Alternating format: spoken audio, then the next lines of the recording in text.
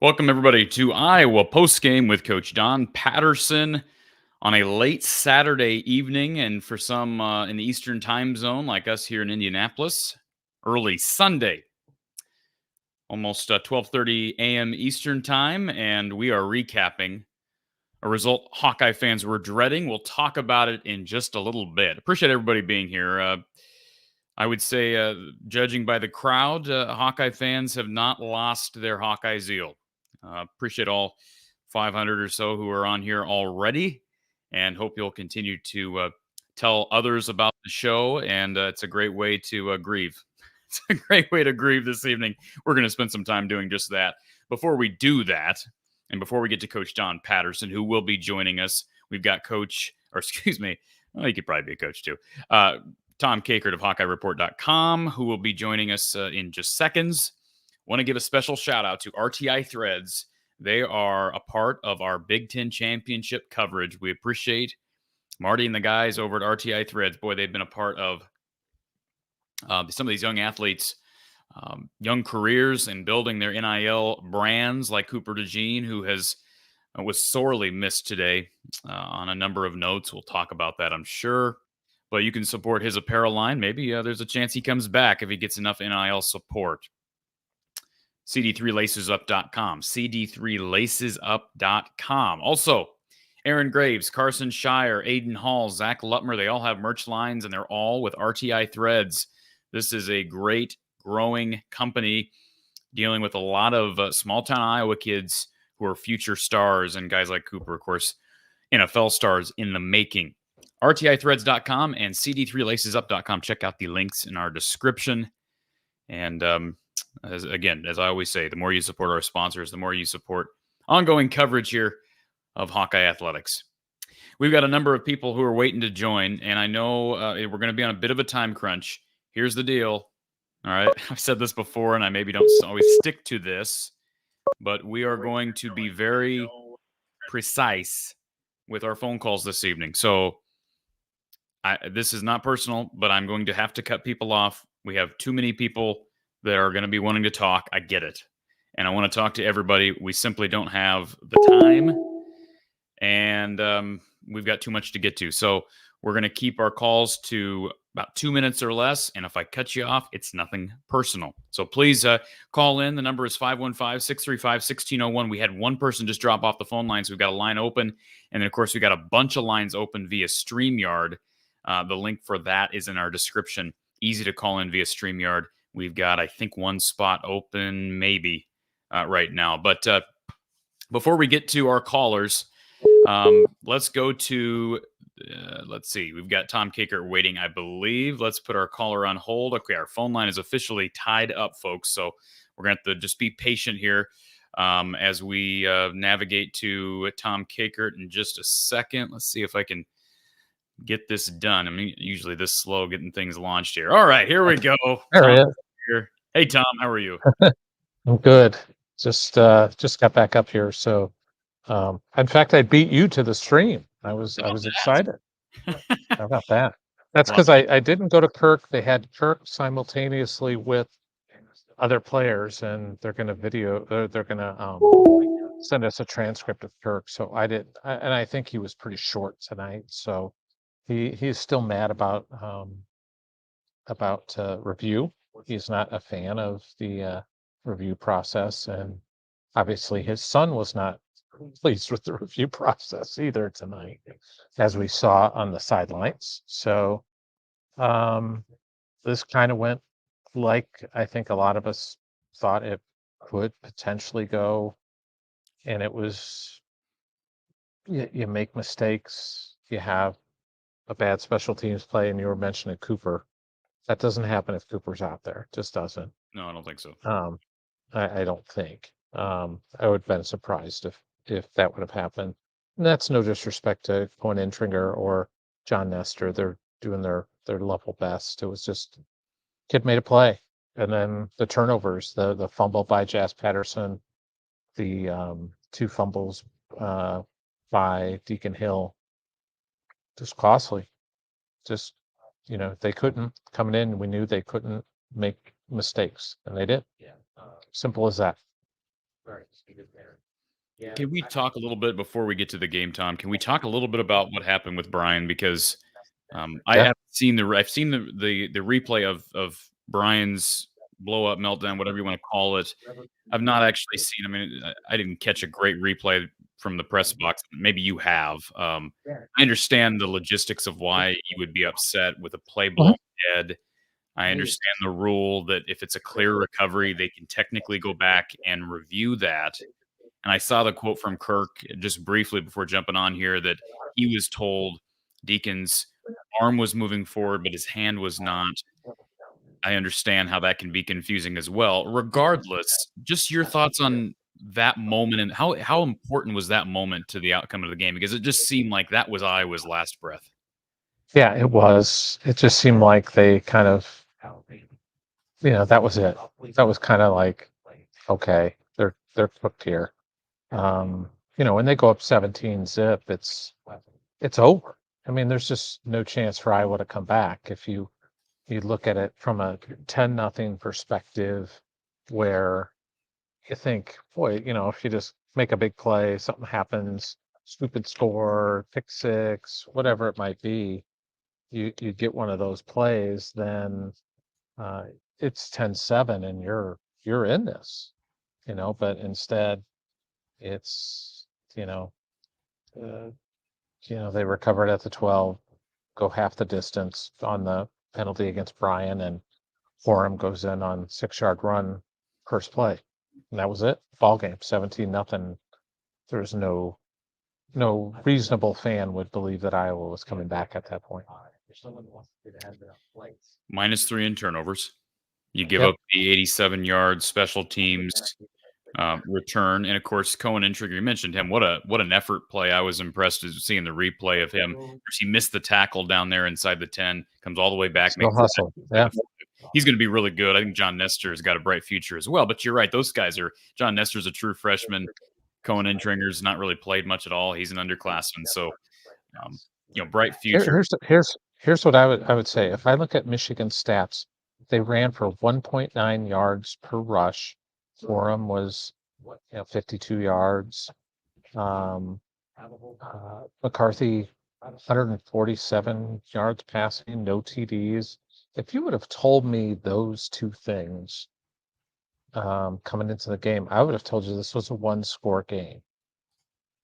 Just based on those numbers. If they 66 yards rushing, 100, and they only had 213 yards of total offense. It's not like 12 first downs to 7 for Iowa. It's not like this Michigan offense dominated Iowa. They did not. They used short fields to get a couple touchdowns, and that's how they kicked some field goals and won the game. One could easily argue, Tom, that these teams were equally as bad on offense, minus the turnovers. Yes. And I think the turnovers are a big part of the game. I think that's fair. Yeah, and they were. Frankly, J.J. McCarthy threw one that absolutely should have been picked by Nick Jackson. Nick Jackson dropped one. Yep, dropped it. Completely dropped it. And that's the difference, too, between executing, and those are the plays. I understand he's a linebacker. You got to make that play in that situation. Tom, I'm just curious, your general take on the play calling today. I don't know that I don't know how to dissect this, and I want to kind of wait till Don Patterson gets here, but I just expected to see something more innovative, and I just don't know what we just saw. Like, what was there anything different in what you saw today from a game plan situation, or did they just never get a chance to show what they may have had planned or in their back pocket because of the gaffes early? Yeah, I talked to Deacon a little bit about it, and in the post game, we got to talk to him, and it didn't seem like they threw some stuff at him that maybe they didn't think they were going to throw at him. Just confused him. I thought the tackles didn't do a great job of protection. I thought Deacon had some pressure coming at him at times, and maybe he held on to the ball too long. I would have liked to have seen some shots down the field, but I think Michigan just kind of takes that away with their back end and just make it hard to get it downfield on him. But they could never get the run game going, and that's what Iowa has to do to be able to get things moving. Is they got to get the run game going, and they just could never get any momentum there. Yeah, LaShawn Williams, 9 carries, 25 yards, 6 carries for Caleb Johnson for 14 yards, and Caleb Brown had a couple of runs out of the backfield for 10 yards. Jazz Patterson, you mentioned 1 carry, and also had a fumble. I believe that was on a catch. That was on a pass. Yep. And Deacon Hill for the day was 18 of 32, 120 yards, 3.8 yard average for Deacon Hill. And I certainly don't think it's time to necessarily talk macro, because although the transfer portal window officially opens on Saturday and we're going to have the bowl game to talk about, it's going to be a while till we see or hear substantial offensive coordinator news, I would think. But that's what I can see it in the chat. A lot of people are already, and this is going to be expected, buzzing about that possibility and who that potential candidate or candidates will be. You see some jobs across the country being filled. Tom, you have any thoughts now with the final Big Ten game under Brian's belt? Not really. I don't think Kirk has given it much. I shouldn't say he hasn't given it much thought. I don't think he's going to do anything until after the bowl game. That's if anybody is expecting him to hire an offensive coordinator before the bowl game, I don't. And it would be out of character for Kirk. I would be surprised.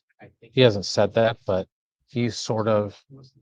But I do think this next week is going to be, because we see it everywhere else where the teams that weren't playing on championship weekend, guys are hitting the portal.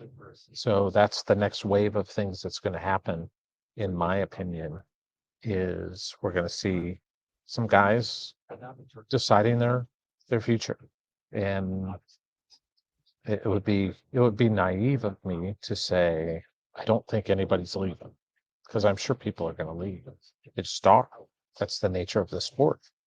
That's the nature of transfer portal and having you sit. So, but I think it's going to be interesting to see what getting decisions from Jay Higgins, Sebastian Castro, who I asked about that tonight. Asked him after the game, "You given it thought? What was your process going to be like?" And it didn't seem to be in any rush to make a decision, but he's going to talk about things. And I'm sure every one of those guys not only has Iowa coming at them, they've got the NFL to think about, but also I'm sure there's some back channel stuff going on via people close to them, with other schools kind of saying, "Hey, if you're interested, might have a big NIL deal for you, and here you go." And the the challenging thing for Iowa is going to be how many of those guys actually do have those things, and how many of those guys have, I don't know, are they bluffs? Are they saying they have something, but you can't verify it? So they could literally say whatever they want, and you call them on it and risk losing some of those players. I don't know. It's going to be an interesting couple weeks, is what I'll say. My 2 cents on that, Tom. Um, Iowa's in a position offensively with people. I mean, I think the obvious candidates are your running backs, a guy like Yeah, Caleb Brown, a guy like even a maybe a Seth couple wide Anderson. receivers. Yeah, Right? So you are kind of put over a barrel where they can kind of play you because yep, you can't sell anything on the field right now offensively. yeah, The only thing you can sell is, hey, we're going to be making some changes with our offensive coordinator. But like if guys are able to leverage you as a result of the bad play on the field, then that's the result of the bad play on the field, right? If you had a better yes, offense, they wouldn't be able to leverage you. yep, So yep. So it's gonna be a fascinating few weeks. Somebody brought up something to me that I think is kind of an interesting discussion point. Um, the bowl game is it's kind of an exhibition. You like to win them, right? You like to have success in that. Do you, if you're Iowa, do you kind of try and ramp up Marco Lainez and see if he can give you your offense a spark in the bowl game? I think maybe that's something.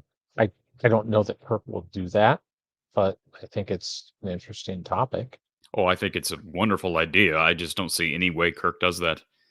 Yeah, I don't Frankly, either. frankly, Tom, you could make the argument you're down 26-0. Maybe you put Marco in at the end of this game. Now, that's a bad position to put him in, but the fact that Marco Lainez can play 4 games and didn't get a single snap during the year in which Deacon was largely, pretty bad from start to finish, with the exception being a couple of games.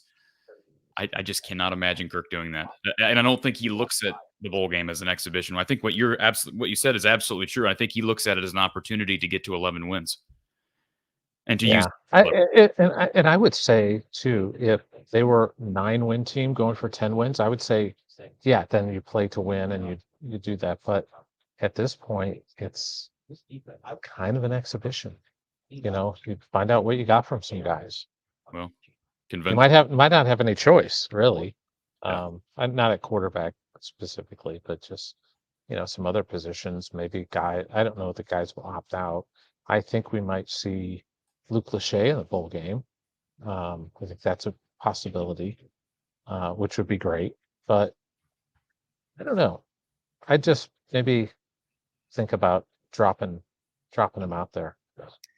Just curious. See. Not saying you're wrong. You've obviously had conversations with Luke, but what reason does he have to play in the bowl game right now? Oh, I think he just wants to play in a game. Okay. And he's got a decision to make too Sure. about the NFL. Yeah. So maybe he wants to show the NFL some things. Maybe he just wants to play. If Cooper were got healthy enough in the next couple of weeks, there's 100% chance that Cooper DeJean would be out there. Same with any of those guys, I think. So, yeah, but we'll see. He's still got to get fully healthy, fully cleared, and that hasn't happened yet. But once he gets out the practice field, maybe you find out if he really wants to go. But he just showed the NFL that he's healthy. But he's got a decision to make. Eric All's got a decision to make. Castro, uh, Jay Higgins. I mean, they've all got choices that they've got to make here in the next few weeks. Now, last year when those guys announced things, it was right around the bowl game when they finally, Joe Evans and Right. guys like that announced. Noah Shannon. That was a few days before the bowl game, so maybe we won't hear anything until then. But I think I think everything is sped up at this point. So mainly because I think they'll probably have other suitors that need decisions from those guys because they've got to operate in that time frame as well.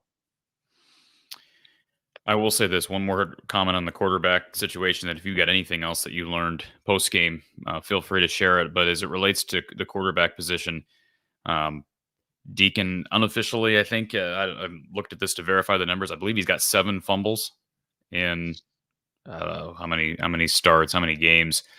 So the ball security is not one of his strong suits. Not very good, and Kirk has always placed such a high emphasis on protecting the football in every aspect of the game. So I just, it's such a valid question, and I'm not saying it would have been the right time to ask it tonight, but I had a lot of people last week, Tom, and I'm sure they asked you the same question. Why is it that when Drew Stevens misses a couple kicks, they go to a guy who's never set foot on the field, and yet with the quarterback position, Deacon can fumble, throw picks, throw terrible passes, make terrible decisions, and yet we never see anyone else. And this is the way it was with the Patriots. They evaluate the quarterback position totally different. Yeah, and I think it's that they just don't have the faith and trust in those guys, and they had faith and trust in Marshall Meter. So that's the only explanation I can give you. And it's not just kicker, as you know. I mean, it seems almost every position. DB, we've seen Phil Parker switch out DBs from play to play. I think back to 2018 against Purdue, he did that, and it's just it's a quandary. It's a question worth asking, but I know it's been asked, and sure we get the same response. Tom, anything in particular that we missed? I mean, no, nothing really. Okay, nothing really. I'll let you keep Coach Patterson up till 2:30 in the morning. No, it'll probably be later than that, Tom. But you get back to your hotel safely and travel back to the Quad Cities safely, and hope to talk to you. It was good to see you today. It was good to see you today. Good to be there. Good experience nonetheless, despite the loss. So, Tom, travel safely. We'll talk to you soon. Okay. Thanks, Corey. All right. Appreciate Tom Kakert, HawkeyeReport.com on 3. Certainly check out his work. You can follow him on Twitter at Hawkeye Report. Speaking of Twitter, if you are not following me on Twitter or on Instagram or on Facebook, you can do so at From the Hawkeye on Twitter, Instagram, and then on Facebook, From the Hawkeye of the Storm. If you're on social media, even if you're not active on social media, drop a follow, drop a like, whatever the case may be. It does help as far as growth. All of this helps. And when you like the video here on YouTube, or you subscribe, or you turn notifications on, or even just telling your buddies about the show, all of it helps. So don't underestimate it. And it is much appreciated if you can do that. I believe we've got Coach Patterson on the phone line, and we're going to try to get Coach Patterson, I believe, via video once he gets to a safe place. Coach Patterson, can you hear me? Yes. Coach, I hope to see you on camera here soon. I'm assuming you're traveling back to your home base. We're on 65 North right now. Well, thank you for jumping on here for a couple minutes. I won't keep you on the phone line too long, but I want to. We just had Tom Kakert on, and I wanted to kind of follow up on a couple of things that I know are pressing and people in the chat are griping about, and rightfully so. It just seems like this game this evening was the exact nightmare that a lot of Iowa fans feared it might be. It played out almost exactly how people thought it would be.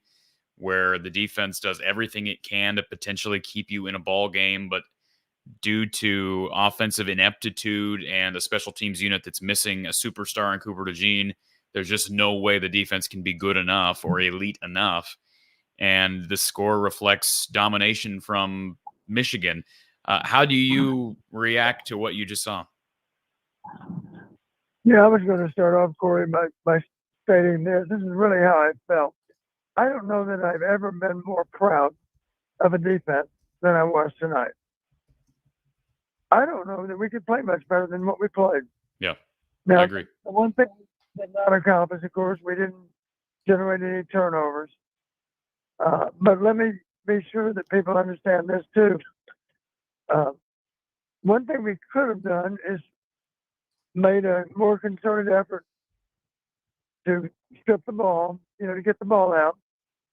The only problem when you do that, especially the way the game is playing out tonight, I don't know that we would have made all those open field tackles that we made if we were more zeroed in on trying to get the ball out. You follow me? Absolutely. I thought our open field tackling was absolutely outstanding. And we're not just tackling any old regular Joe. We're talking about number 2 and number 7. Those guys are not your average backs. They had to have a frustrating night. I'm sure that number 9 was frustrated with the way the game went because we caused him a lot of problems too. And I just was very proud of them for their effort and for their efficiency with how they tackled. Michigan earned every yard they got. They finally went over 200 yards with about 6 minutes left in the game. I think they finished with 215. Does that sound right? Or maybe that's before the last knee. But the bottom line, no one held Michigan anywhere close to 215. It was a great effort on the part of our defense.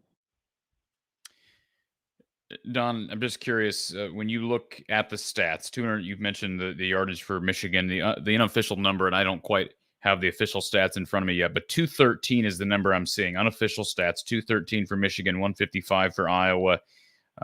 Neither team rushed for more than 70 yards. Iowa just 35. Iowa did have too many penalties, 7 penalties, just for 46 yards, so they weren't real costly penalties, but 7 penalties are still 7 penalties. Time of possession was certainly in Michigan's favor, but not as bad as you would expect in a 26-0 blowout. First downs was certainly in Michigan's favor, but again, 12-7, pretty mild there as far as differential. The big differential is 3 turnovers, Don.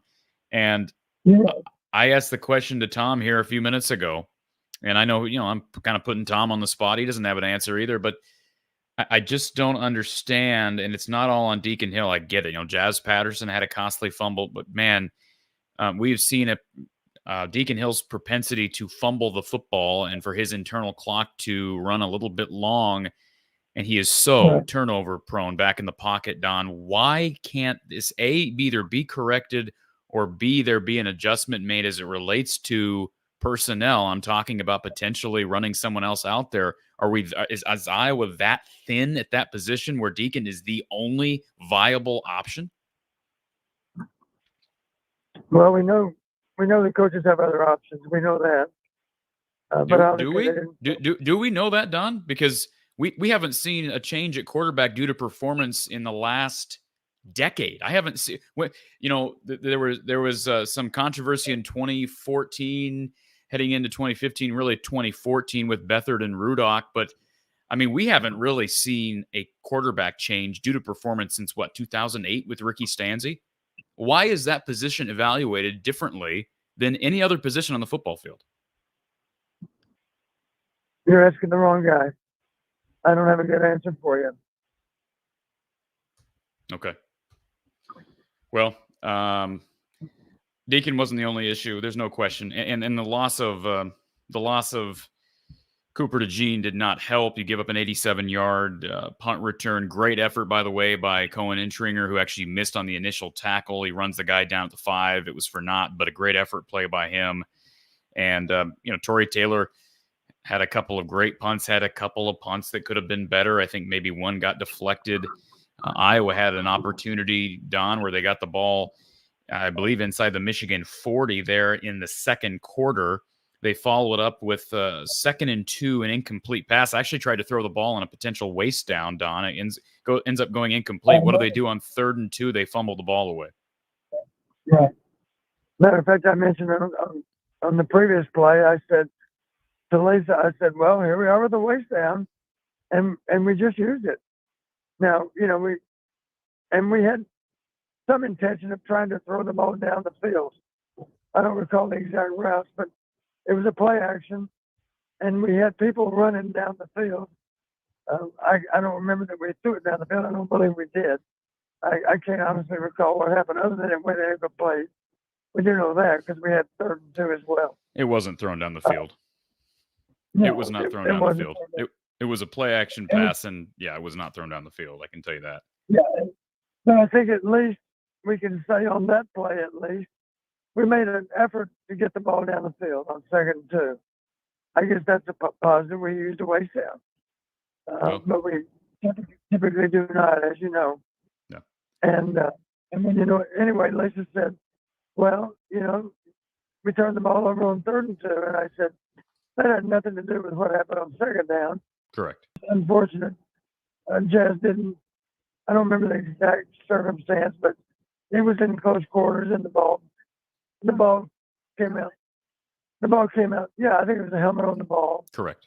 The ball came out just very shortly before he was down. But that's just the way our night went. There were other times when it appeared maybe that we had generated a turnover, and then you heard, well, forward progress was stopped. There's no way I could tell when the whistles blew. Oftentimes they let them keep playing, of course, even though you might argue that the progress really has been stopped. Well, in that case, we got the ball out with what appeared to be in time to generate a fumble. And yet on that play, they said, the one I'm talking about, late stages of the game, I believe it was in the 4th quarter. And they said, oh, no, that's not a fumble. That play was blown dead. So we were just always on the wrong side of the call, it seemed like. I was curious. The other deflected ball, I thought at the time, in real time, I thought it was an incomplete pass. The one that got batted around and not intercepted. And Michigan wisely fell on the ball, even though they couldn't catch it in midair. They fell on it when it was back on the ground. And the call went their way. And it looks to me like a very close call either way with what we could see. I was just curious what the TV people said about it. Yeah. I don't know. I know that. I know Kirk was very upset, of course. As was Brian, of course. Yeah. Brian lost his mind on the one you're talking about. That was the one in that 3rd quarter. And I understand getting upset. Maybe I shouldn't be critical of Brian. You're sitting there watching him have a complete meltdown in the 3rd quarter after a call that was probably a bad call. But it just goes to show you should never, one call should not be that devastating for you. But when you cannot do anything, when you cannot score, when you're stuck on 0 the whole game because you can't move the ball and you lose the turnover battle 3-0. I just, I don't feel as much sympathy as maybe some people did for the guy. I saw some people on social media, go get him, Brian, and that's a terrible call. Well, yeah, maybe it's not a good call, but aren't we tired of these bad calls determining, in a close game? I mean, we go back to the Minnesota game. That call should have never, as bad as it was, and I believe Iowa deserved to win that game. The offense is so bad. It should have never been, Minnesota should never even have been in that game. And well, they say when you're taking on a defense as good as Michigan, we need to be, I said this during the week, we need to be aggressive with our play calling. And the only caveat to that is, but we need to be calculated with what we're doing too.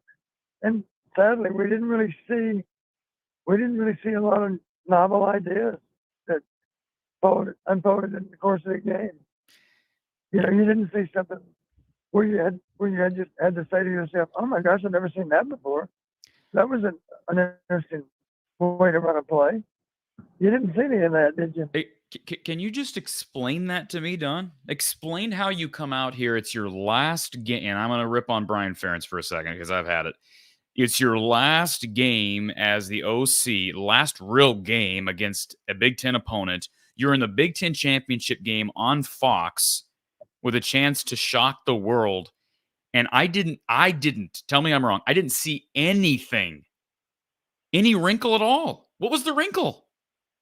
Do we ever have a play that can be accused of being an exotic tonight? Like, it's incredible to me. I am literally, it's amazing that I'm still amazed. That's what's amazing. It's amazing that I'm still surprised. But I've gotten I'm like, if he's going to do it anytime, if they're going to figure out a way to be innovative anytime or consult with someone, maybe do it tonight. Don, I think you are comfortable with me asking you this question. Can you tell me, were you consulted at all this week for any wrinkles in the offense? No. Okay. No, and I don't think anyone in the football office expects me to even want to contribute, because I think they know, I feel like my job is strictly to inform them as it relates to analytics. I don't pretend to know their offense well enough to make sound ideas, sound recommendations. Don't get me wrong. There are discussions about what our strategy should be, and I think certainly, I think Kirk had an excellent thought for the game, and he verbalized some of that during the week. He openly talked about the fact we need to be sure it's a one-score game at the end of one quarter, and then at the end of the half, and then if we can carry that into the fourth quarter, if we can be a one-score game after three quarters, then it can get really interesting. And when it was 10-0, I thought that one of the key possessions, of course, was before the half. We finally had good field position. We were on the plus 38, I think, to start the drive. And I told Lisa, I said, all we really need to do, we do need to do this. We need to at least get 3 here before the half. And to be honest with you, 7 would be a bonus. But even 3 makes it a one-score game again. If we could be down 10-3 at the half, I would consider us to have momentum for the second half, especially because we're the ones with the last scoring. And it looked like we were in great position to do that on 3rd and 2. It was unfortunate, but I give Michigan credit for having something to do with the fact that the ball got turned over. It was the helmet on the ball, near as I could tell. And that was the end of our opportunity before the half. And of course, third quarter started with them having the ball. And even though we did a great job of keeping them out of the end zone, and they did sustain some drives. They put together drives with a couple of 3 first downs here and there. It was able to put them in field goal range several times. But the amazing thing, to me, here's an amazing stat for the game. Despite the fact that they beat us, 11 or 12 minutes on time of possession, I think. What was amazing to me, I believe we might have finished better than Michigan on critical downs. We weren't good on critical downs, but neither were they. Our defense did a great job of getting off the field if we could get them to 3rd down. Michigan was a disaster on critical downs. They were 4 of 16 on critical downs. Yeah, but let's give us some credit for that. It wasn't all that Michigan was a disaster. We created a lot of problems for them. How many times we sacked them? 3 or 4 times, I guess. At least 3, I'm sure, maybe 4. JJ that had to be the toughest game for JJ all season because we caused him a lot of problems. I think you'll agree with that. Yeah. I will say this. I thought Michigan did a solid job of taking advantage, primarily of number 8, Deshaun. I think they decided Deshaun was the better corner to go against. To Deshaun's credit, never gave up a big play, but there were a lot of underneath cuts that were thrown and caught.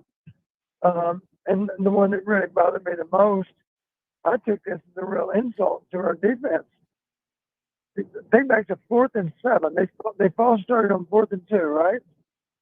And what does Harbaugh do? He decides we're going on 4th and 7. That made no sense. That was a bonehead decision, to be honest with you. And yet, Michigan fan would say, well, it wasn't a bonehead decision because we converted. Give me a break. You want to try to convert on 4th and 7 when you're already in field goal range? That doesn't make any sense. But that's what they did to us in the early stages of the game. They went for it on 4th and 7 and converted. Kudos to them, Don. What's that? Kudos to them. They've, it's like I'm trying to think of an illustration for that, but that's like playing Russian roulette. But you know what? It worked out for them, and Iowa didn't make them pay. I would say this: if their goal was to be aggressive with their play calling and also calculated, I wouldn't say that was a calculated decision.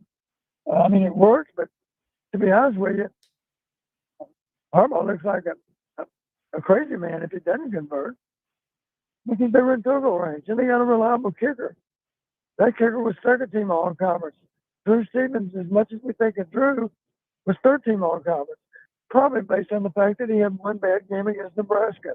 I believe the voting happened after last Saturday. I don't know that for a fact, but I suspect they waited until after the regular season was done. Makes sense that they would wait. But they have a good kicker. That's the point. Don, a couple things here. First of all, you just calling Jim Harbaugh potentially a crazy man is not going to make Michigan fans any more endeared to you. Well, you know what I'm saying. I'm sure a lot of Michigan fans at that point were saying, what are we doing? 4th and 7, we're in field goal range, and the score at the time, I believe, was 3-0. Is that right? I believe. And maybe they ended up kicking a field goal on that possession. Maybe it was 0-0 at the time. I can't recall. Yeah, they ended up kicking a field goal on that possession. In fact, they had 4th and 1 that possession. Ended up kicking a field goal on 4th and 1. All the more reason that the more logical play was to get on the scoreboard with a field goal rather than go for it on 4th and 7. Sure. But anyway, it worked out for them. But that was a bold decision, but I can't call it an intelligent decision. It worked, but maybe the only way I could argue, the only way a Michigan fan could argue that it was intelligent is they knew with great confidence we're going to have a soft corner on the side of Deshaun Lee, and we're going to throw the ball underneath it for a gain of 11, I think it was, or at least 9. I can't recall. It was more than enough for the first down. They didn't have to measure. So I want to mention this, Don, and I'm just curious, how long do you have until you get back to your home base? I think we're only 5 or 10 minutes away, but I'll be happy to continue afterward. I know we have a lot of fans that are anxious to talk about the game, and I'll be happy to continue on the phone at least, not necessarily to get on the computer. We don't have a computer with us. Okay. We're going to do some fog now, so we're slowing down. It might take 10 minutes, not 5. Okay. Well, we'll keep you on here if you're good for that, and we'll try to get through some callers as well. Wandering Shep wants to know. He says, "Thanks, Corey and Don. You're supporter of Tory Taylor from Melbourne, Australia. Your passion has made the last 3 years fun. Loved our visit to Kinnick. We'll follow the Hawkeyes from afar for life. Punting is winning." Appreciate Wandering Shep from Australia with the super chat, and also Eric with the super chat. He says, "Sorry, Brian, but this goose egg offense and the conniption fit with subsequent penalty you threw on the sideline is why we are moving on." Eric, thank you for the super chat. And again, I made a comment on the breakdown, the meltdown, and whatever you want to call it about Brian. I understand the frustration with the call. It just is such a bad look, given the fact that it was the moment and he just has a meltdown. But it is what it is. It happened. Jack wants to know about. Go ahead, Don. The only thing I would say and comment on that, Coach Fry used to have an expression: you never get into a spraying contest with a skunk. And you could call that a spraying contest, I guess, because you're not going to win that. Right. You're not going to win that argument. They don't mind. They honestly don't mind hearing from the head coach. But the last thing they want to do is hear from anybody else. I used to tell my coaches, listen, if we're going to argue a call, I'm going to do it, not you, because they don't want to hear from you. They're respectful of the head coach, but they do not want to hear from any assistants. That's a true statement. I think a lot of officials would back me up on that. If it's an unusual situation, they fully understand that they're going to hear from the head coach, but they don't want to talk to anyone else. And I wouldn't blame them either. Well, it sounds like Spencer Petras, and even we saw the video. Kirk was having to hold Brian back on that play. Yeah. I think that's the frustrating part for me. Is like you said, if Kirk wants to get up in the officials, I understand that. But when Brian's allowed to do that, you don't see Phil Parker doing that. No. So I just didn't think it was a great look. Jack wants to know about the early signing period. And I forgot to get to this, or didn't see it actually, Jack, when Tom was on here. But I did message Tom with your question, Jack. And this is what Tom had to say regarding not having an OC named prior to that early signing period beginning. And this is what Tom told me. He said, I don't think it really will affect all that much, because people know after 25 years what Kirk's offense will look like. If they were looking for a quarterback, maybe it would matter more. Of course, I think that's more than valid. And of course, they have James Resar coming in 2024. Don, just your thoughts now. I mean, I know that the bowl game is still in front of us, and Kirk's going to have his guys focused on bowl prep, but this is a unique situation because you have kind of a lame duck situation right now with offensive coordinator. Like, is the focus, if you were in this position, just strictly on the bowl game? Or are you looking at potential candidates, given how much things are sped up nowadays with hiring processes and recruiting and the transfer portal and all that? Yeah, let me be sure I'm straight of the dates. I recall December 12th. Does that sound right? I believe it's later than that. I believe it's just, I could be wrong. I think it's December 22nd. Okay. For some reason, I was thinking it was more the middle of the month, but I'm not sure of the date. That's for sure. I would be disappointed in a lot of. I think that here's what a recruit that's committed and is scheduled to sign with us. Here's what he should expect. He should not expect that we have an OC named by that date. That's strictly Kirk's call. That's the way it should be. I think what will happen, I think they logically would expect. That's fine. Go ahead there, wherever you want to. We're back to the hotel now. I think it would be logical that any offensive recruit in particular would probably be more than comfortable if he just had a conversation with our head coach about his plans for the offense and his plans, the kind of people he was looking at to be the next OC. I think that should appease any high school student athlete. He shouldn't expect more than that, because we got a limited amount of time to get that done. And there are other recruits that need to be recruited, not just those guys that are going to sign early. Let's face it, recruiting's ongoing, and there'll be other guys to sign on the first Wednesday in February, on the traditional signing date. So I would simply expect that Coach Ferentz we'd have a conversation about it, but it would simply be, here's my thought. Maybe he'll even give them some names. I don't know. That's maybe not. Maybe there are no names involved, but just some kind of conversation relating to, here's where I want to go with our offense. Here's what we need to do that we haven't been able to do. That type of conversation, I wouldn't expect anything more than that. I think that's about all any student athlete should expect.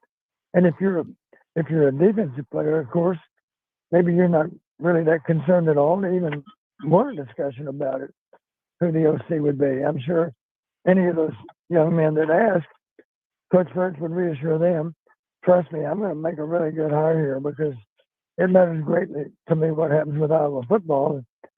We're going to make this better. I would expect that message would come through loud and clear from Kirk. Don, I was just thinking, you're heading back into the hotel. If you want, I can text you the StreamYard link if you want to click on it via your phone. Would that work? Sure. What does that mean? That gives you a chance to have me on the picture? Yeah, does that work? Sure. As long as Lisa's here to figure out Okay. the IT part of it all. I'm kind of IT challenged, so. Okay. Well, if it doesn't work out, we'll get you back on the phone line. But go ahead and jump in the hotel room. I'll go ahead and send you that link. We'll take a couple calls while you're getting set up, and just text me if you have any problems. My email or hers? I'll just text it to your phone. I'll just send you a text with it. Gotcha. So sounds good. I'll talk to you in a few minutes. Sounds good, Don. Thanks. Yep. Bye-bye. All right, Jack, appreciate the super chat. And Trepa Coles says, will Michigan see a better defense in the college football playoff than Iowa's? Boy, I don't know that there's many defenses. I know Big Ten fans, Ohio State fans, Michigan fans wanted to argue with me, Penn State fans about whose defense was better. It is amazing to me what Phil Parker does week after week after week, especially given the situation that the offense and tonight at times the special teams unit put that defense in, and yet the defense continues to perform with it being on the field a lot. And it was phenomenal. I mean, I think Don was being more than fair using the language that he did. I think it was phenomenal this evening. And I don't know. I mean, I know Florida State's defense is really good. Did they even win tonight? I'm assuming they did.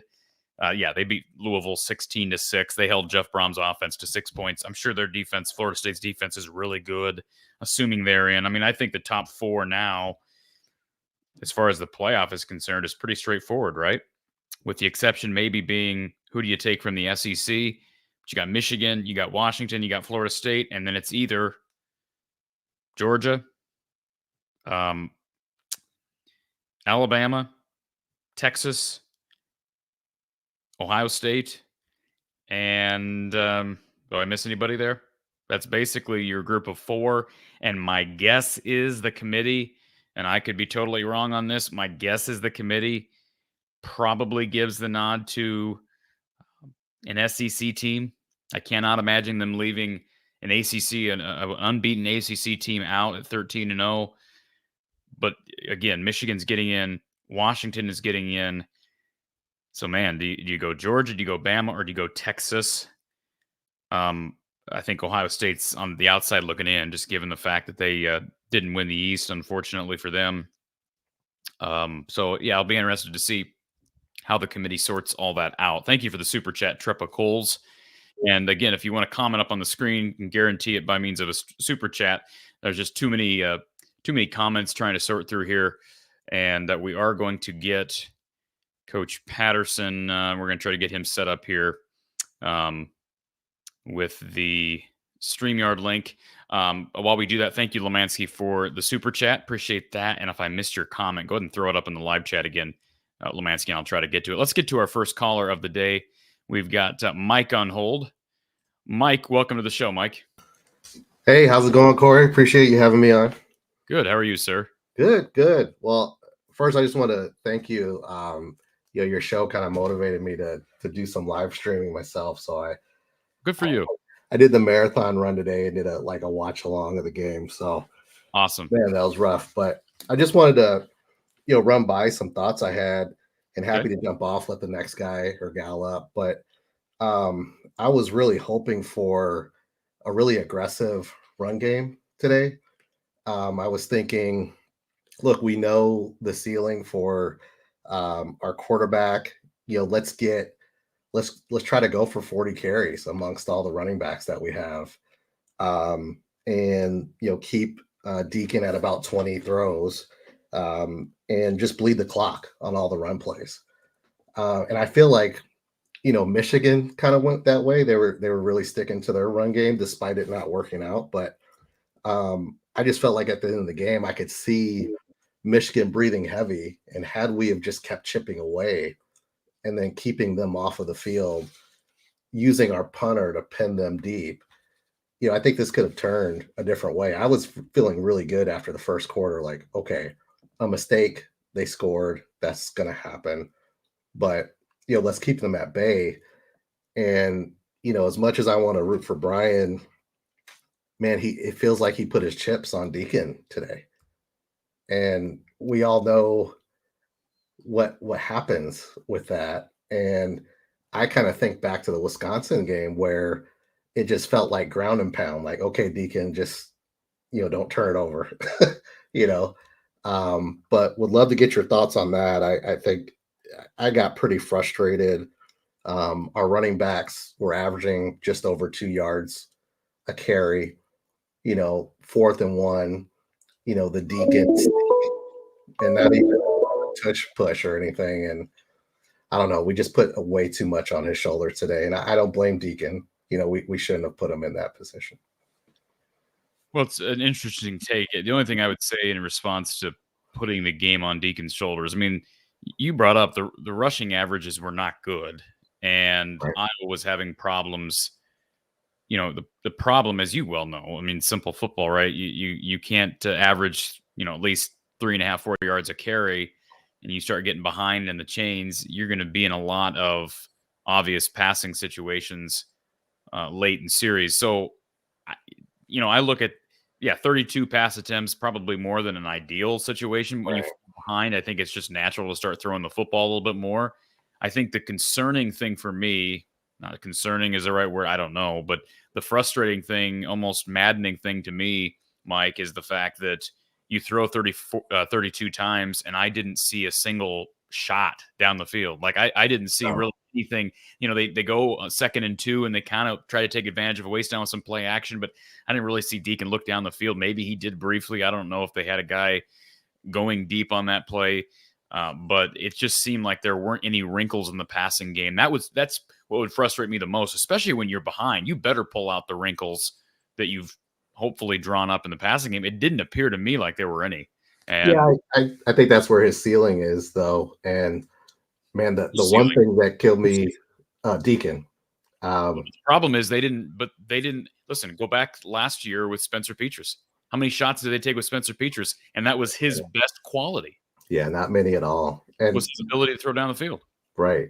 And I think what probably killed me the most about the Brian play calling today, look, Deacon is slow. Okay, we we have to accept that. But 5-yard line play action, pass, that was going to end terribly.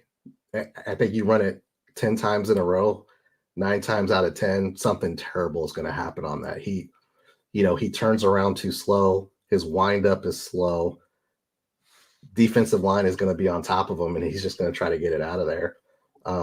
They've ran naked so many times, and it's worked at times, but teams have been able to. I mean, we saw it, I think, a couple of weeks ago with Illinois. We saw it against Nebraska. We saw it here tonight against Michigan. Eventually, you show something on tape. Iowa's tight ends are really good, and Iowa does, I think, a pretty good job at executing on those naked plays. But you're absolutely right. Eventually, it's going to get snuffed out, and I think that's the biggest thing. Is just it doesn't feel like we, and I say we, I'm talking about the Iowa coaching staff, understand the concept of making adjustments. Like everything is so one-dimensional. Correct. With the thinking, and that's scary. I mean, like I said earlier, you heard me drop this at the outset, Mike. I talked about terms like throwing the kitchen sink at Michigan. Talked about that coming into the game. I mean, seriously. Yeah. Listen, there are people in the press box with me this evening watching the Florida State Louisville game. They were on their phones watching Florida State Louisville. That's how boring the Iowa offense was to watch. And I guess what I don't understand is, and I had some people around me ask the same question, what did you have to lose? What did you have to lose? If you're Brian Ferentz, you're already canned. You're already done. And I expected that he would be coaching for his next job. Well, if he was, he did a pretty bad job of it. Yeah, so, I just don't understand the approach at all. And that's why I go back to the future now. And people who say, well, it's a Kirk Ferentz run offense. And maybe that's the case. And maybe if Kirk, ultimately what's going to happen, Mike, is Kirk's either going to hire somebody and give that coach some free reign and some freedom to make some significant philosophical changes on offense, or he's not, or he's going to hire someone like a John Budmeyer or a Paul Christ, and they're going to perhaps be able to execute better, even like a Greg Davis. I know people hated Greg Davis. The offense was better under Greg Davis than it is now. I can look at the numbers. I mean, just think if we were ranked 100. Oh, I mean, yes. let's not shoot too far for this guy, but 100. I had a media guy from the local Indianapolis area sitting next to me in the press box. And one thing he said to me, and I actually encouraged him, I said, please call into my show and give us this quote, because I thought it was a profound quote. Simple but profound. You know what he said, Mike? He said, it's amazing how many resources, and this is an unbiased, non-Iowa fan, non-Michigan fan. He said, it's amazing how many resources have been put into the offense. And that you could say that at any university, but just think about the money, the money that's been put into Brian's salary and NIL and all these things, and they can't get first downs. They can't even move the ball. You have no idea what you're doing on offense. It's incredible. And I no longer, I've been on the fence a little bit, kind of feel sympathy for Brian. It's a difficult situation, and you see his players embracing him last week. I don't feel any sympathy for the situation and how it was handled, because he should not have been here this year at all. He should have been fired last year, if not the year before. Okay. And whether it's the president you want to blame or it's Beth Getz, I think probably go up the ladder. If you're going to blame somebody, don't blame Beth Getz, who was acting as an interim coach. Yeah. Beth gets it.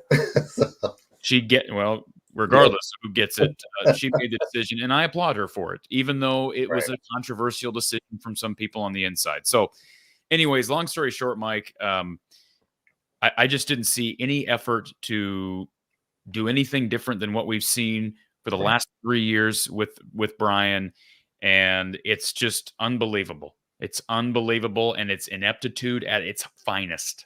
You're right, and I think my parting shot here is, everyone look up the stats for total offense and look at the gap between us and 129. And that's enough. Like, sorry, man. No matter how much we feel for you, like, you just can't recover from that. Amen. Yep. Mike, appreciate you calling. Appreciate you.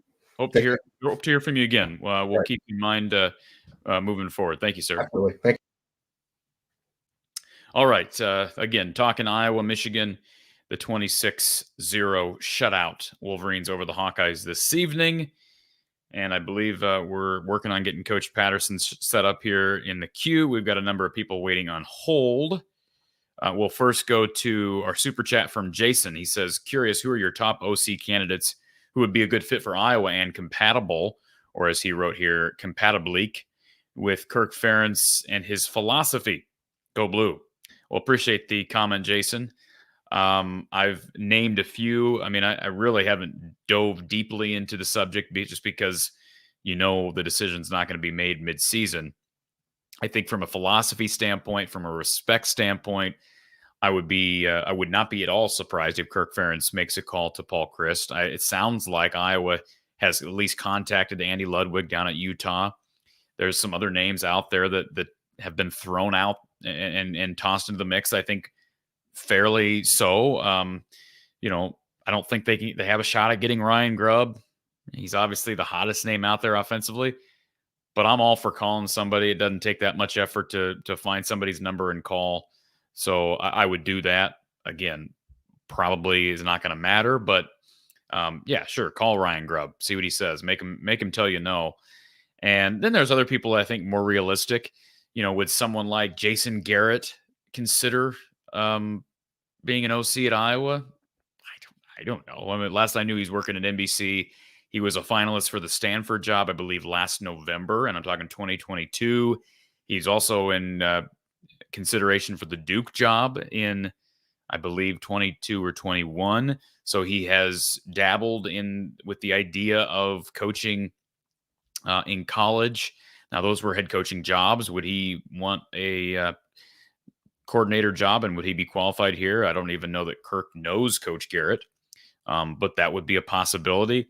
And then, one of the names that's been out there for a long time that I am not an advocate for pulling the trigger on would be John Budmeyer. And I have nothing against John Budmeyer, but he's been working with Iowa quarterbacks since, let's see, I have all the years mixed up now, since last year, right? He worked with the Iowa QBs last year as well, and I have not seen any difference with quarterback play.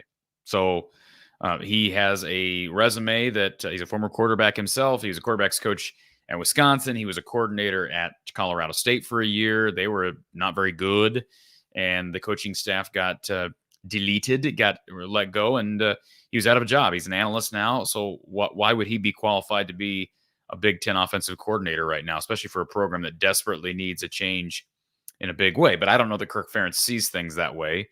And I think a lot of people feel like Kirk is going to make a comfortable decision, and maybe John Budmeyer is that decision. I think Paul Chryst is probably your safest bet right now. And maybe it's someone else, maybe it's someone else. Andy Kolanecki, I think is how you pronounce his name. The guy from Kansas. I saw he just got a job with Penn State. He's a guy that was a graduate assistant under Coach Patterson at Western Illinois. And he's one of the hottest names. He was one of the hottest names after what he did at Kansas this year. And now he's the OC at Penn State. So the clock is ticking, folks, because these things, the process has been sped up on recruiting, on the portal, and on hiring people. But Kirk is going to do things how Kirk wants to do things. And we probably won't get a decision until at least January. Eric with a super chat. My long shot theory, Michigan does not make the playoffs. There may still be ongoing investigations, so it's easier to shun them now than vacate later. I'll tell you what, Eric, that is not going to happen. I understand why you say that. Michigan's getting in the playoff. And if they didn't, it would be, and I understand the playoffs expanding to 12 games next year, but that would be so unprecedented if the committee decided, well, we're not going to put Michigan in because there's an ongoing investigation. That's just not going to happen. But I understand where you're coming from, and I do appreciate the super chat from Eric. I believe we've got Coach Don Patterson. I think. Let's see if we've got Don. Don, I can't see Don's face now, so I'm not going to add him to the mix. Don, if you can hear me, give me a thumbs up. Maybe, maybe not. Let's see. I can see Don. I don't know if Don can see and hear me. Waiting for a sign here. Okay. Don, can you hear me? Coach, can you hear me? Give me a thumbs up, Don. No, I'm getting a lot of blank stares right now. Okay. Let's see if we can add him in. Don? Don, hear you. Can you not? Okay, he cannot hear me. Sorry? Can you hear me? Yep, can you hear me, Don? I can't hear you. Okay, let's see if you can get the volume going, Don. We're close. We're this close. Get the volume going. Turn the volume up. I don't know what to say on that. We'll try to get the volume going here for Don on his cellular device. So let's go to our next caller while we wait for Don, and then we'll get back to him. We've got Naveed on hold. Naveed, welcome. Hey, how's it going? Going good, man. How are you? I'm doing well, thanks. First time calling in, but I've been watching for a while, and just want to say great job with all the content. Appreciate it. Thank you. Over the years. So I kind of want to just piggyback off what you and Coach Don were saying earlier. I thought the defense today was incredible. I think they played lights out. When they went man, I thought it was the DBs played so well. That's when we got, I think most of our sacks today were coverage sacks, basically. So the DBs played fantastic. On the offensive side, it was obviously like not fun to watch, as it usually is. And when you're talking about exotic plays, it feels like to me, Brian Ferentz or Iowa or whatever, it feels like they think exotics are things like a jet sweep, a wide receiver jet sweep. Like that's kind of what it feels like to me, because it feels like they don't want to go outside of that comfort zone when they make these play calls. And it's just, I don't know. It's just really frustrating to watch that. Well, I'll just go back to the simple beginning that we have with all of this, Naveed. And I always hear, Kirk, this is Kirk's offense, blah, blah, blah, blah, blah. And in large part it is. I understand that philosophically, the way Kirk believes in football and the idea of, using the punt game to your advantage and field position, et cetera, that can work. And it does work more often than not. But the bottom line is, you and I both saw it tonight. We've seen it transpire against Michigan in 21. We saw it transpire against Ohio State in 22. We saw it transpire against Penn State this year, against Michigan this year. You cannot beat the big dogs in college football with this offense. You can't. Right. You cannot. Okay? They were able to do that if you go back to 17 and 2016 and even 2019 against USC, if you want to argue they were a big dog, and even before that, because those offenses were at least average. They are so bad right now. It doesn't matter how good the defense is. They're so bad.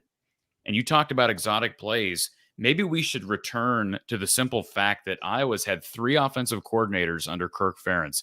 So regardless of what you want to say about Coach Ferentz's philosophy, they've had 3 offensive coordinators. One was Ken O'Keefe, who was an old buddy of Kirk Ferentz. And I got nothing against Ken O'Keefe. Their offense, they had decent offenses during that time period.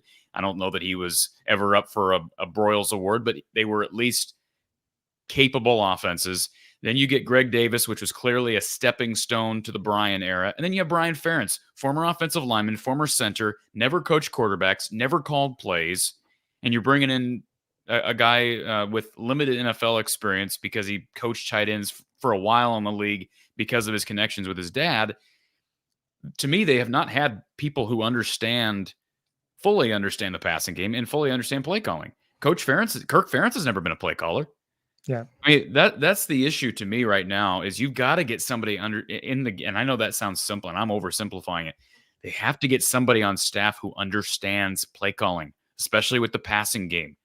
Because with the exception being the exception being Greg Davis and Ken O'Keefe, and Greg Davis, again, stepping stone to Brian, was at the tail end of his career, and Greg Davis was good at times, not good at other times. They have not had somebody that really has a track record, have been proven to understand the passing game.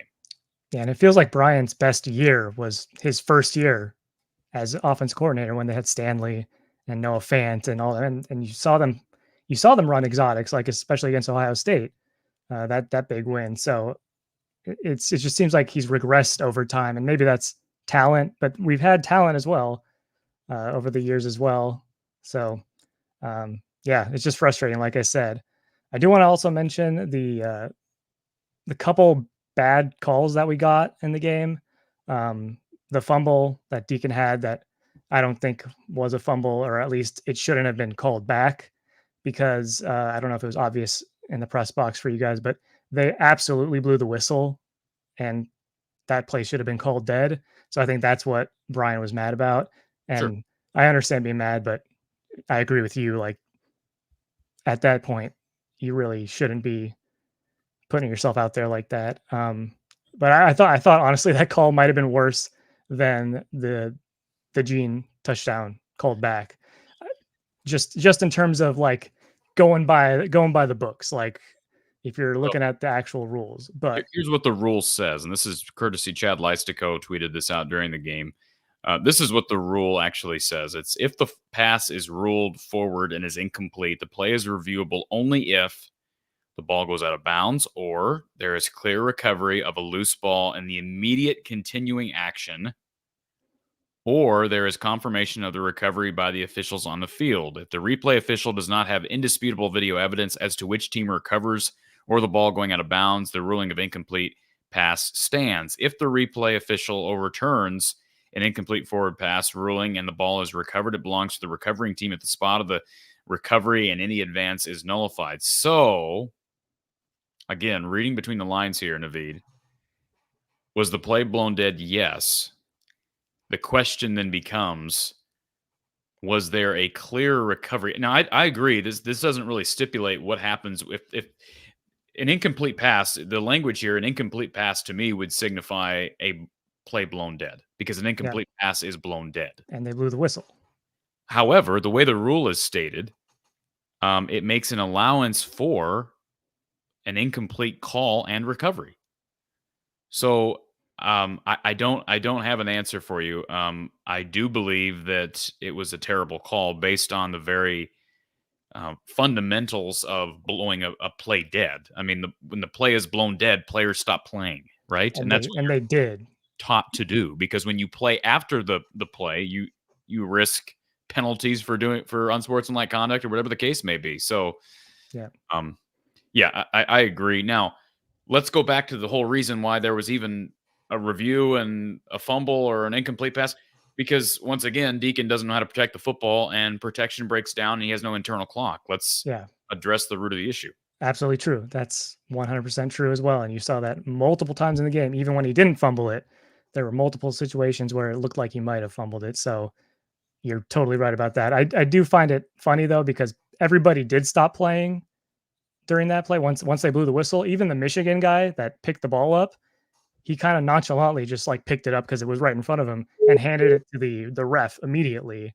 Like it didn't seem like he was actually trying to recover the ball. So really weird call.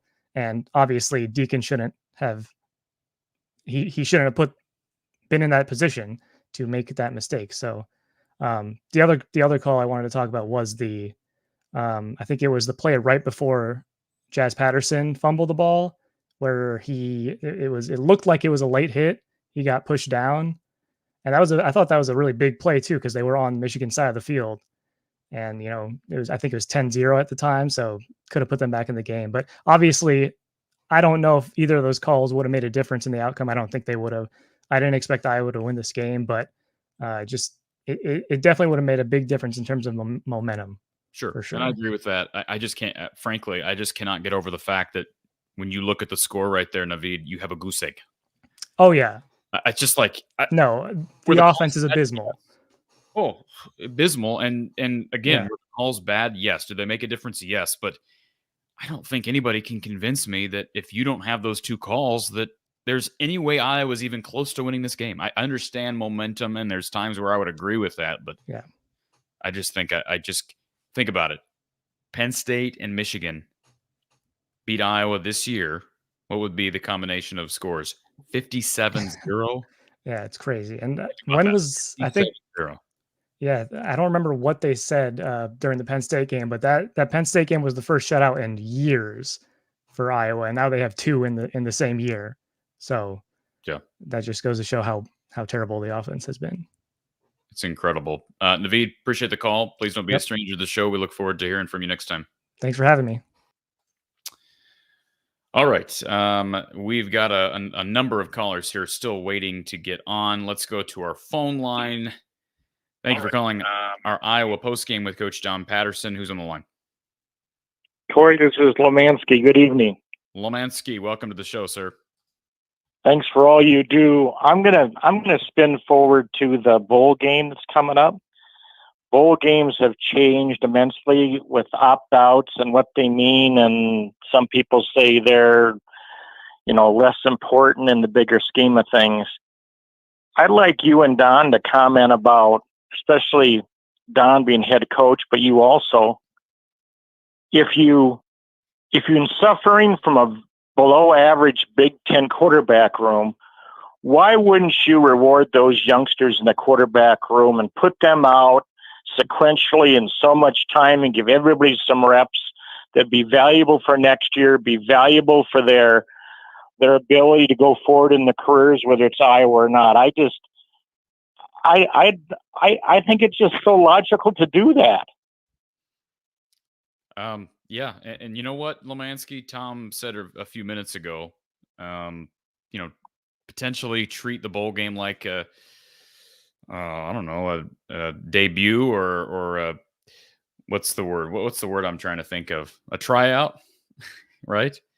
And I don't think there's any chance Kirk does that, but I agree. I mean, I would have loved to have seen Marco in this game. I said that pregame. That's not just because Deacon wasn't playing well today. We all said that. It'd be nice if Iowa could figure out a package of plays and have that ready for Marco. And there's just it doesn't appear that there's any desire to do something like that. There's just no desire to do it. They don't have interest in doing that. It's not even it doesn't appear to even be in the stratosphere of thinking. And I can't guess what the coaches are thinking, but based on their actions, it doesn't seem like that's even on the spectrum, so to speak. This is my opinion. Deacon is a backup quarterback from what we know today. He could get better. If he's a backup quarterback, and the statistic I heard in the 2023 season. I think it's like 60%. It's a high percentage of starting quarterbacks nationwide are transfers. That, to me, is another reason why you put your quarterback room and play all those guys for experience and see what they are when the bright lights are on. That's another reason to do it. Fair. And if you're so pro student as a coaching staff, and I think they are, I think that's why, the Jack Campbells of the world are so committed. If you're really pro student athlete, you are making a huge mistake by not doing that at the bowl game. And even other positions like tonight, Sebastian Castro, I think, was a quarterback. And you're on your side of the field tonight, I would not put Deacon in those play actions, nobody in the backfield, in your side of the field. Why not be Kirk? We're just going to punt. We're going to try to get a first down and punt. And they didn't do that tonight. Brian put Deacon in terrible positions on his end of the field, which I'm really pissed off about. Well, I think what you said is fair. And here's the other thing I'll say, Lemansky. Another reason why I'm pretty confident they're not going to be debuting or trying out any backup court. Like they're not going to be giving Marco some run and Linez some run, barring something unforeseen. What happened last year? Last year, you have Alex Padilla and Spencer Petras all jump into the portal. Well, first of all, Petras was hurt. I shouldn't say that. Padilla jumped in the portal. Petras is hurt with a shoulder injury. He's out for the bowl game. It would have been an excellent opportunity to do what? Play Carson May. Play the young guy. Instead, what do?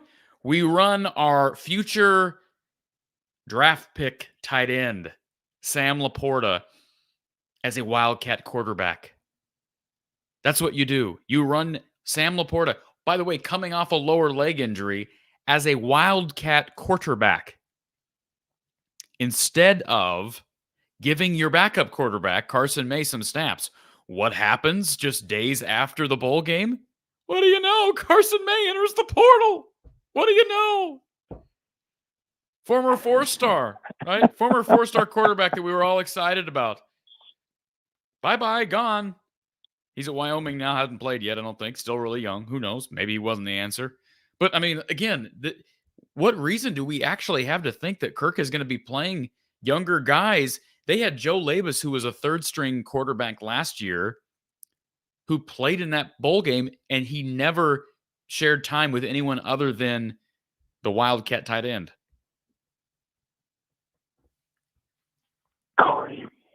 Root your current player portfolio at practice. That's the new buzzword. You've got to recruit your existing players first. You can't recruit them at practice. You've got to recruit them during games.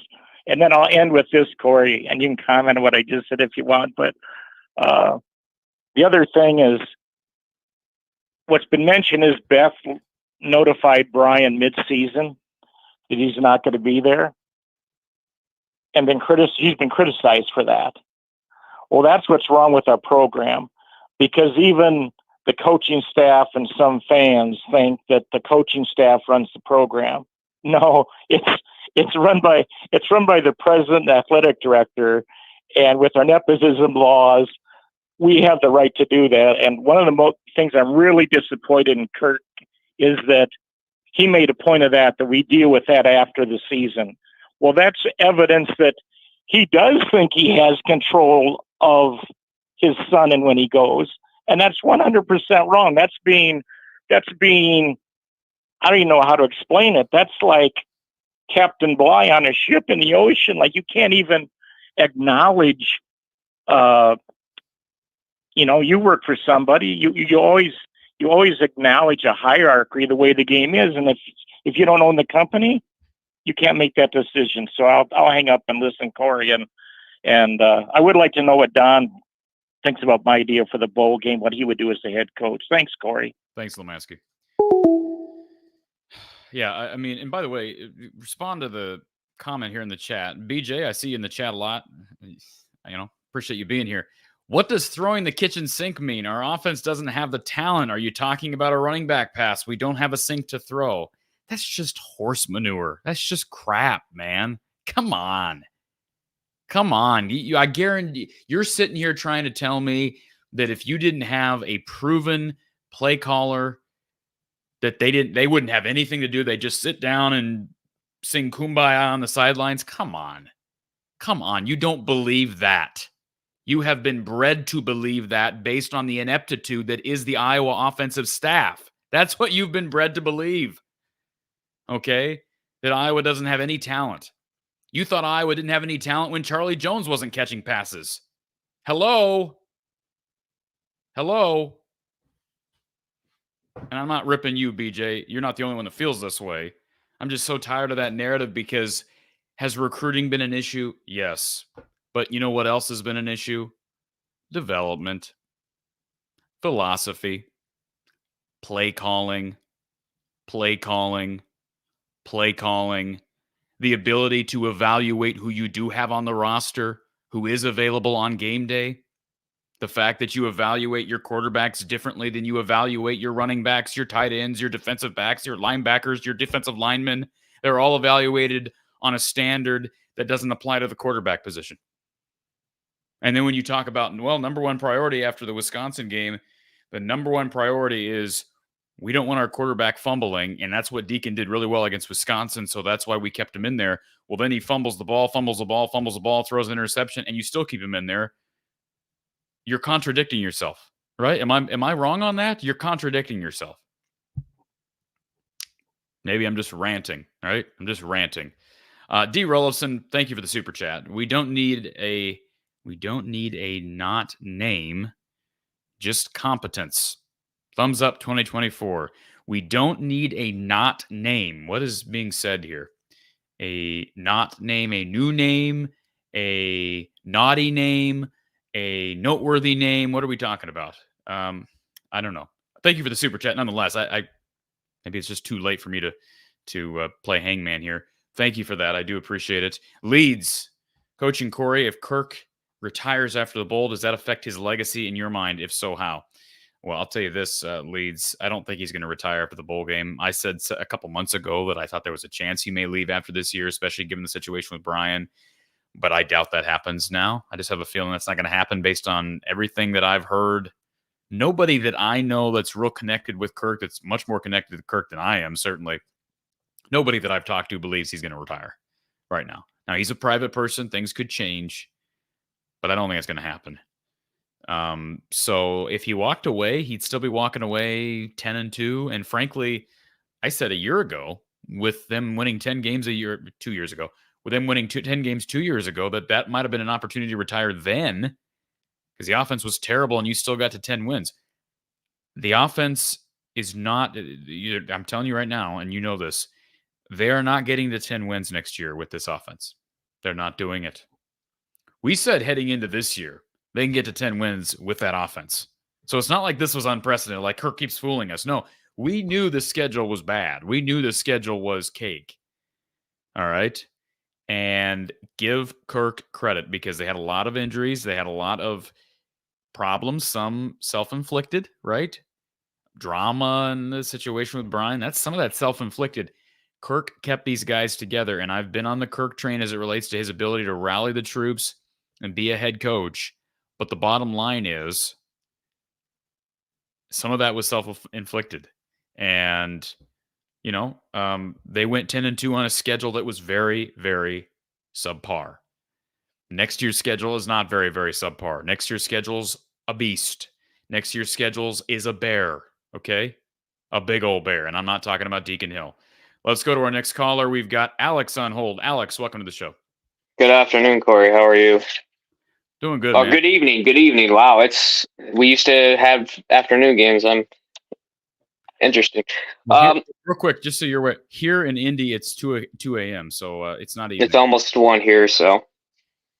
Yeah. Anyways, I think first I start with the positive. The defense needs to walk out of this game with their head held high. They did everything they could to keep us in this game and try to win this game. Granted, Nick Jackson wish he probably had that interception back, or at least the chance at another interception. But, kind of piggybacking. First, I know, I think I remember 3 years ago in 2021, you had a couple of Michigan fans after that game and kind of roasting you a little bit. I don't know if you have any on here. I thought I saw a couple, but, we can talk about the officiating, which, the roughing the passer call, that should have been called. And then the fumble, and you asked about the telecast because you were in the press box. They actually, Joe Klatt and both Gus Johnson kind of questioned it, and they brought in Dean Blandino, who is like their rules analyst, and he even said he didn't question the fumble, but the recovery, but he's a question about the arm moving forward. So that was his kind of his bugaboo about that. Now, having said that, does it change the outcome of the game? Probably not, but the game's completely different. If that roughing the passer is called, moves forward deeper into Michigan territory, I think they at least get 3 points.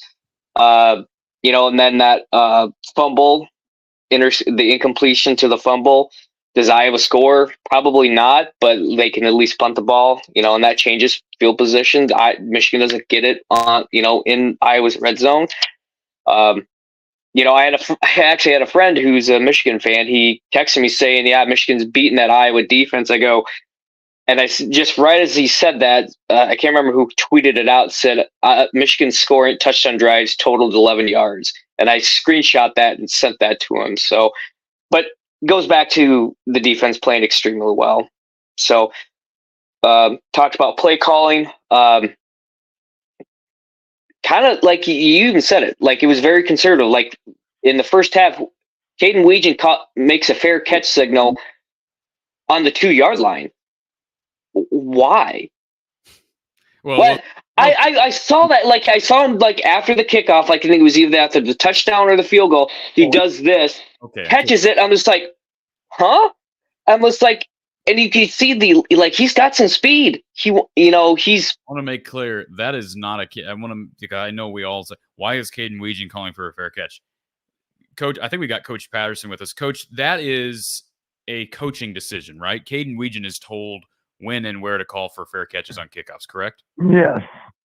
I would imagine every time there's a kick, he's been told how to react to it.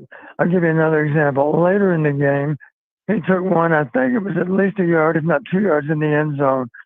And without hesitation, he brought it out.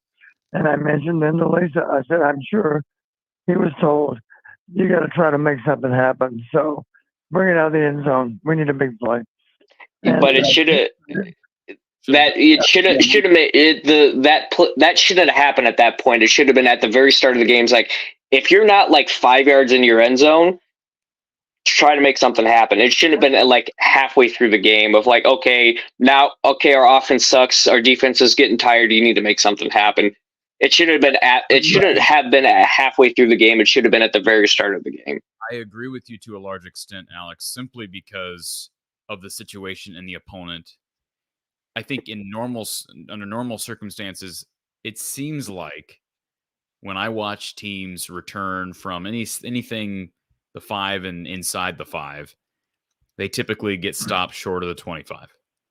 So, but in this situation against this team, and we've been talking all week about how Iowa needs to throw the kitchen sink and figure out a way to generate a big play. I absolutely agree.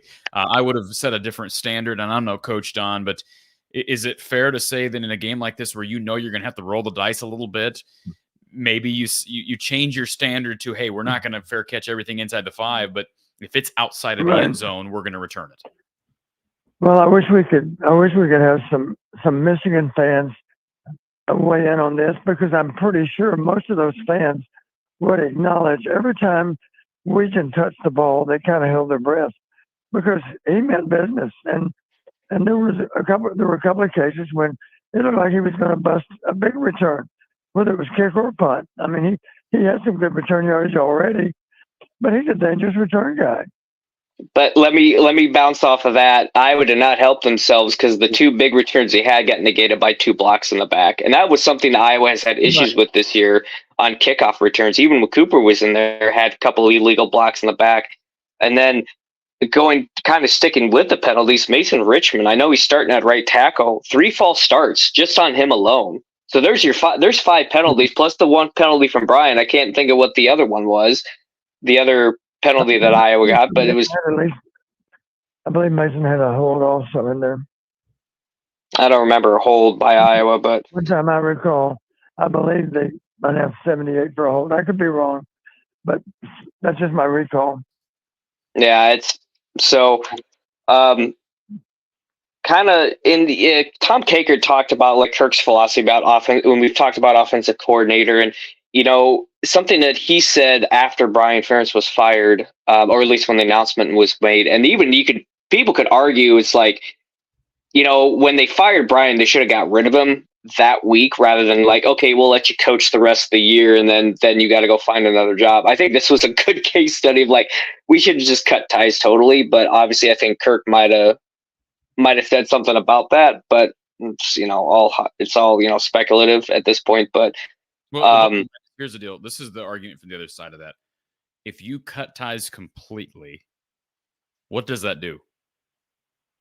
Mid-season, you could lose the locker room players. I could see. Yeah, I see that. Bring in as an interim OC. That's the problem. Who do they have to bring in? John Budmeyer, Liddell Betts, a guy who's never called plays, and LeVar Woods. I mean, Woods never called plays.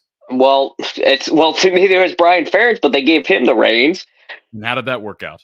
Exactly. But if you have an interim tag, and it's like, okay, it's the interim tag. We're not going to expect, expect this offense to all of a sudden be, 100th. It's like, okay, you're just going to fill in where we can, and then we'll hire someone in the offseason. But the whole Kirk Ferentz philosophy of like, well, we'll hire someone in the offseason. Well, we start seeing all these offensive coordinators, these head coaches start finding other jobs. If Iowa waits till after the bowl, I'm really afraid of who we're going to get. Like what offensive coordinator is going to be left out there that's actually going to be worth a damn. And we saw this when Brian Ferentz got fired. I kind of went on a weird tangent there. When he goes, well, we reevaluate at the end of the year before we make any changes. Well, you said that last year, and we still kept Brian. So, correct. And I understand.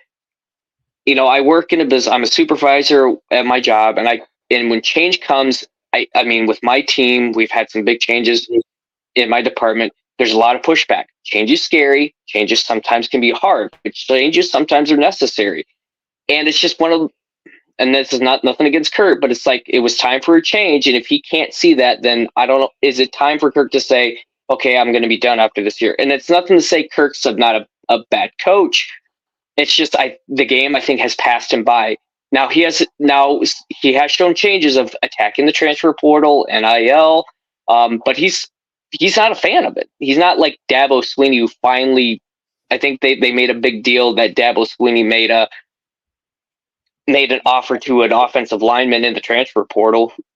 Kirk has actually attacked the transfer portal, which is, showing that he can adapt and change, but he's not a fan of it. He hates it.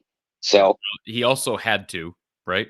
Because he pushed the narrative that we're not very good personnel wise, and that's why we suck. You have to attack the transfer portal, and it's a little bit easier for Kirk to attack the transfer portal when you have the backing of your big money donors. Alex, any parting words before I let you slide? Yeah, I just have two more things. I think you talked about transfers. I think Labus transfers. I think we're going to see he's looking at Deacon going, why am I not getting a chance? And that kind of goes back to the offense of like throwing the kitchen sink. Let's put Labus in for a series or two and see how he does. Maybe as a dual threat quarterback. Keep Michigan and but instead we keep fat Spencer Petras back there. And then I think we lose either KJ or Caleb Johnson or Jazian Patterson to the transfer portal. And then the last thing, I'm really disappointed in Devontae Vines. He, as a wide receiver, now granted, obviously our offense is not built to throw the ball, but whenever he's had the opportunities, I don't know how many passes he's dropped this year, but it has been super. He dropped one that was totally egregious, hit him right here, which would gave Iowa a first down, but instead it was a 3rd and long after that. Was that the one where he was smiling on the way back, trotting back? line? I can't remember. After I saw it, I was like, you got to be kidding me, man. You have had so many opportunities to catch passes, and I would be curious to see his drop rate versus his catch rate, because I don't know this off the top of my head, but I think his drop rate is pretty high. I wouldn't be surprised if his drop rate was higher than his catch rate. But that's all I have to say. Thanks for having me on, Corey. Thank you, Alex. Kurt. Corey, can you buy Don Patterson some internet? Don Patterson is not at home, Kurt. Don Patterson is not at home, Kurt. I don't know how else. Don, do you need me to buy you a new cellular plan? I'm downstairs in the hotel. I told Lisa I was not going to keep her awake tonight just because we were on the air. So I'm down in the hotel lobby, and I think this hotel has pretty good internet. So I'm happy to be talking with you, even if I am off camera. Well, appreciate that. And I've got a couple of people in the chat wanting to know about Caden Weegan not playing on offense. I haven't really had people ask that question until now, but do you have any comment on that? We saw him a little bit early on in the season in the backfield, but we really haven't seen them try to use Caden offensively, and yet he's shown, as you said earlier, Don, propensity to maybe make some big plays. He does have speed. Are you surprised we haven't seen Iowa try to use him at receiver? Yeah, let me reflect back, Corey. I believe in maybe game 1 or game 2, he had a fly sweep or 2, I believe. Correct. Does that sound right? Yep, and I believe at least one of those was successful. Yeah. Well, I mean, I'll give you an example of who he reminds me of a little bit as a receiver. Maybe he's not gifted to run great routes and make acrobatic catches, but it reminds me of a year ago or 2 years ago when we commented about a young man that was playing receiver. And I made the comment, maybe if nothing else, we just get him the ball in space and give him a chance to see what he can do. And that guy this year, I believe, had maybe something over 1,000 yards all purpose for Purdue. Remember that? Yeah. Yeah. Our guy that transferred to Purdue. Yeah. Which one? Well, I'm not talking about Charlie Jones. I'm talking about Tyrone, the guy that played this year for him. Yeah. I can't think of his name. It's Tyrone horrible. Tracy. Help me out. Yes, Tracy. The thing you could say about Tracy, maybe he doesn't have the world's best hands, but he can catch the ball, especially if it's thrown short, behind the line even, in some cases. And the thing you liked about him, he resembled a running back when he caught the ball. Well, there's no shocker. I believe he was probably their leading rusher this year. If not, he was right there with McAbee as a leading rusher. He was a productive offensive force for Purdue this year. One of their better options. So why is it is that the other running back's name? McAbee, I think. McAbee, yeah. Why is it that these? Yeah. Go ahead. Why is it that these offensive skill position players can go other places and perform, and they can't do it here? I don't know exactly why Wiggins didn't get more snaps on offense. Maybe he's got a limited role, but it gets back again to what we talked about as it relates to a second quarterback. Maybe the plan only involves Marco Lainez in for 2 snaps, 3 snaps, 4 snaps, whatever. It gives the defense something else to consider. I couldn't help but notice that JJ's backup was in there playing quarterback again, wasn't he, a few snaps tonight? Yes. I believe I didn't have the benefit of the TV announcer, but I couldn't help but notice at least one snap he was in for and ran the ball. He's a good runner, so they put him in and ran the ball with him. They were probably a little bit concerned. JJ was kind of getting beaten up, and they thought this is a good time to give him a little bit of a blow. Let's put the backup in. That'll appease him anyway, of course, because he wants to play. And I'm sure they thought, we don't want to play 10 snaps with this guy, but we certainly don't have any problems playing 2 or 3 because we have an idea of what we're going to ask him to do, and it's something that he's pretty good at. And you could say the same thing about Marco. There's got to be a handful of plays that coaches could identify as Marco is more than capable of executing these plays. Matter of fact, he executes them better than Deacon does.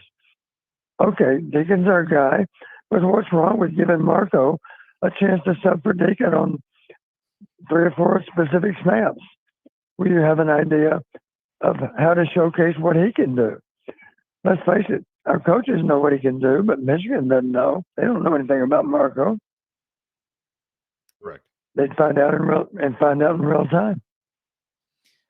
Couple comments So here. my point is, we're just trying to make ourselves more difficult to defend. That's all. Yeah. Don Leeds in the chat wants to know if Kirk retires after the bowl, does that affect his legacy?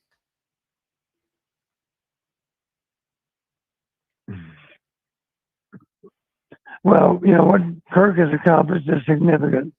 He's the winningest coach in the history of Iowa football. So that says a lot about his legacy. I can't imagine, knowing that Kirk has a lot of personal pride, Kirk didn't want to go out and leave this place in a bad way. He didn't want to do that. So for that reason alone, I don't think he will. I don't think he will hang it up. I don't see that happening. I don't either. Not at this point. Lemansky says, great to have access to the best podcast in football. Thanks, Don, Tom, and Corey. Always be a Hawk, stolen from John Hayden Fry. Thank you, Lemansky, for the super chat. Do appreciate the compliment. And Don, I don't know about you. I had a good time walking around with you today at the Hawkeye Huddle. And in spite of this loss, today's experience at Lucas Oil is a memorable one for me. Not just being able to cover the game up in the press box and be a part of the festivities up there, but being able to be part of the pregame festivities with you and being able to talk to a lot of people that listen to this show at the Hawkeye Huddle. And I had a good time. Can you talk a little bit about the experience in Indianapolis for you? I know you've been here before. Yes, I thoroughly enjoyed. 2 years ago, we went to the rally, and that was a lot of fun because even 2 years ago, there were a lot of people that voiced their appreciation for our show. And as you know, Corey, I mentioned to you during the week, I said I'd like to strongly recommend that you come to the pep rally because I think we'll run into people that'll be quick to thank you for organizing and doing what you've done. And sure enough today, Corey, I'm sure it was rewarding for you to hear from so many people. And I agree 100%. It's very gratifying for me to hear our fans, to be able to hear them say, we so much appreciate what you're doing, and we cannot thank you enough for what you did for Iowa football as a coach. And now you continue to give to Iowa football with your show with Corey. And of course, most of them know I'm still involved with analytics and doing what I can to help the program. That's what the program deserves. And that's what the fans deserve. They deserve a good talk show that involves a lot of open and honest assessment. And make no mistake, I'm tremendously loyal to Iowa football. I gave 20 years of my life to Iowa football, but that doesn't mean that I can't still be honest with my assessment. And I'm frustrated for Deacon because Deacon is not ready to be an all-conference quarterback. But part of the problem that Deacon had tonight tied into Michigan's defense versus our offensive line. We struggled to block those guys with regularity. We struggle to run the ball. I'm not beating up our offensive line. Michigan's defensive line is exceptional. So, but part of the problem lies squarely in Deacon's lap too. I'll give you a couple of examples. Let's talk about the play that was so upsetting to Brian and Kirk on the sideline. We're backed up, and if you go back and look at the replay, you talked about pocket awareness and an idea of how much time you have. Deacon sometimes is a little bit late to deliver the ball. There's two reasons he's a little bit late. One of them is simply the process in which he decides to throw the ball. But another part of it that Deacon can work on between this year and next year, he's got a little bit of a wind-up delivery. If you go back and look at it, he doesn't have a very compact throwing motion. I'll just say it that way. So an ideal quarterback can get the ball out quickly when he decides to throw it. Right now, I'd have to say his delivery is a little bit below average in terms of how quickly the ball comes out. And you're dealing here in hundredths of a second. Even a couple of hundredths of a second makes a difference. Truthfully, 1/100th of a second can be the difference in the ball being out of the quarterback's hand and the ball getting off. So that's something that Dickens can work on between now and next year. But Dickens has to recognize, he's not a victim here. He's part of the problem. Our offensive line can improve, and for that matter, Dickens can take care of his shortcomings too. It's all about honest assessment. We always talk to our players about honest assessment. Don't be quick to blame your teammates. Be honest in assessing, are you part of the problem rather than part of the solution? If you're part of the problem, then you need to take it personally. I don't want to be part of the problem. I want to be part of the solution. And you can't change that between now and the bowl game, not to any great extent. But it's something for Deacon to work on, even between now and the next game. I don't know when the next game is, but it's not too far away. But just to have an awareness, my throwing motion is a little bit elongated. The ball comes out a little slower. That means I cannot be late with my decision making, because the longer I hold the ball, the more likely we are to get stripped, or the ball is more likely to get knocked out of my hand, get tipped by a lineman and whatnot. Incidentally, part of the problem with some of those tip passes, our linemen need to understand their job is to slow up the pass rush a little bit before releasing the block downfield. There's a time or two there where they simply didn't slow those rushers down at all. And as a result of that, the guy's right there in Deacon's lap before he knows it. It's any wonder the ball gets knocked down, because the defender is literally no more than a couple of feet away from the ball when it gets thrown. Maybe 2 feet's an exaggeration. Maybe it's 3 or 4 feet away, but not very far. It's not that hard to get your hand into the throwing lane. And any number of passes you can see, not just this week, but other weeks. That's part of our problem, is we're getting a lot of passes batted down. And part of that problem lies with the late release on the throw. Part of the problem lies with our linemen maybe sometimes intentionally releasing their blocking assignment a little bit too early. I would argue we got to slow those guys up a little bit more to give us the right timing on the play. Hope that makes sense to you. It does. D. Rollison with the super chat. No need for a hot name for OC. Corey, 100% tonight. Thank you, D. Rollison. Appreciate that. And Lomansky, again, thank you for the super chat. Lomansky. So Erica says in the chat, Brian is a great position coach, but a horrific OC. The only thing I'd say on that is I don't know that he's a great position coach. Don, I'm sure Kirk would say he's a great position coach, but I don't know that. Maybe he is. He has not proven. Well, I think he certainly has the knowledge to be an effective offensive line coach. Right. But he's coaching. He's coaching quarterbacks right now, Don. That's his title. Okay, I didn't realize we were specifically talking about him as a quarterback coach. I'm just saying we've seen the ascension up the ladder to a point where he's calling plays, he's coaching quarterbacks, and neither his play calling ability, his ability to oversee the offense, nor his ability to develop quarterbacks, to me, has been shown. So, yeah, I would ask you this question, Corey. Give me your best estimate. How much of Deacon's quarterback instruction is coming from Brian versus John Budmeyer? What percentage of it is coming from Brian over Budmeyer? From Brian. I'd say, right. Well, in-game instruction, hopefully it's all coming from Budmeyer, from Brian, because Budmeyer's not supposed to be able to have communication with the players on game day. As it relates to practice during the week and development on the field during the week or during the off season. Obviously, these guys have their private coaches, but I would guess it's more like 80-20 Budmeyer. And based on what I've heard, it's more like 80-20 Budmeyer. Yeah, but that's a problem. difficult to quantify it, but it's not hard to imagine that. Go ahead. That's a problem. That is a problem. Sure. That Iowa has an analyst who in reality is working as the quarterback's coach. And the quarterback's coach, most of us accept the fact, and you talk to people who are there on a day-to-day basis and see what work is being put in with who.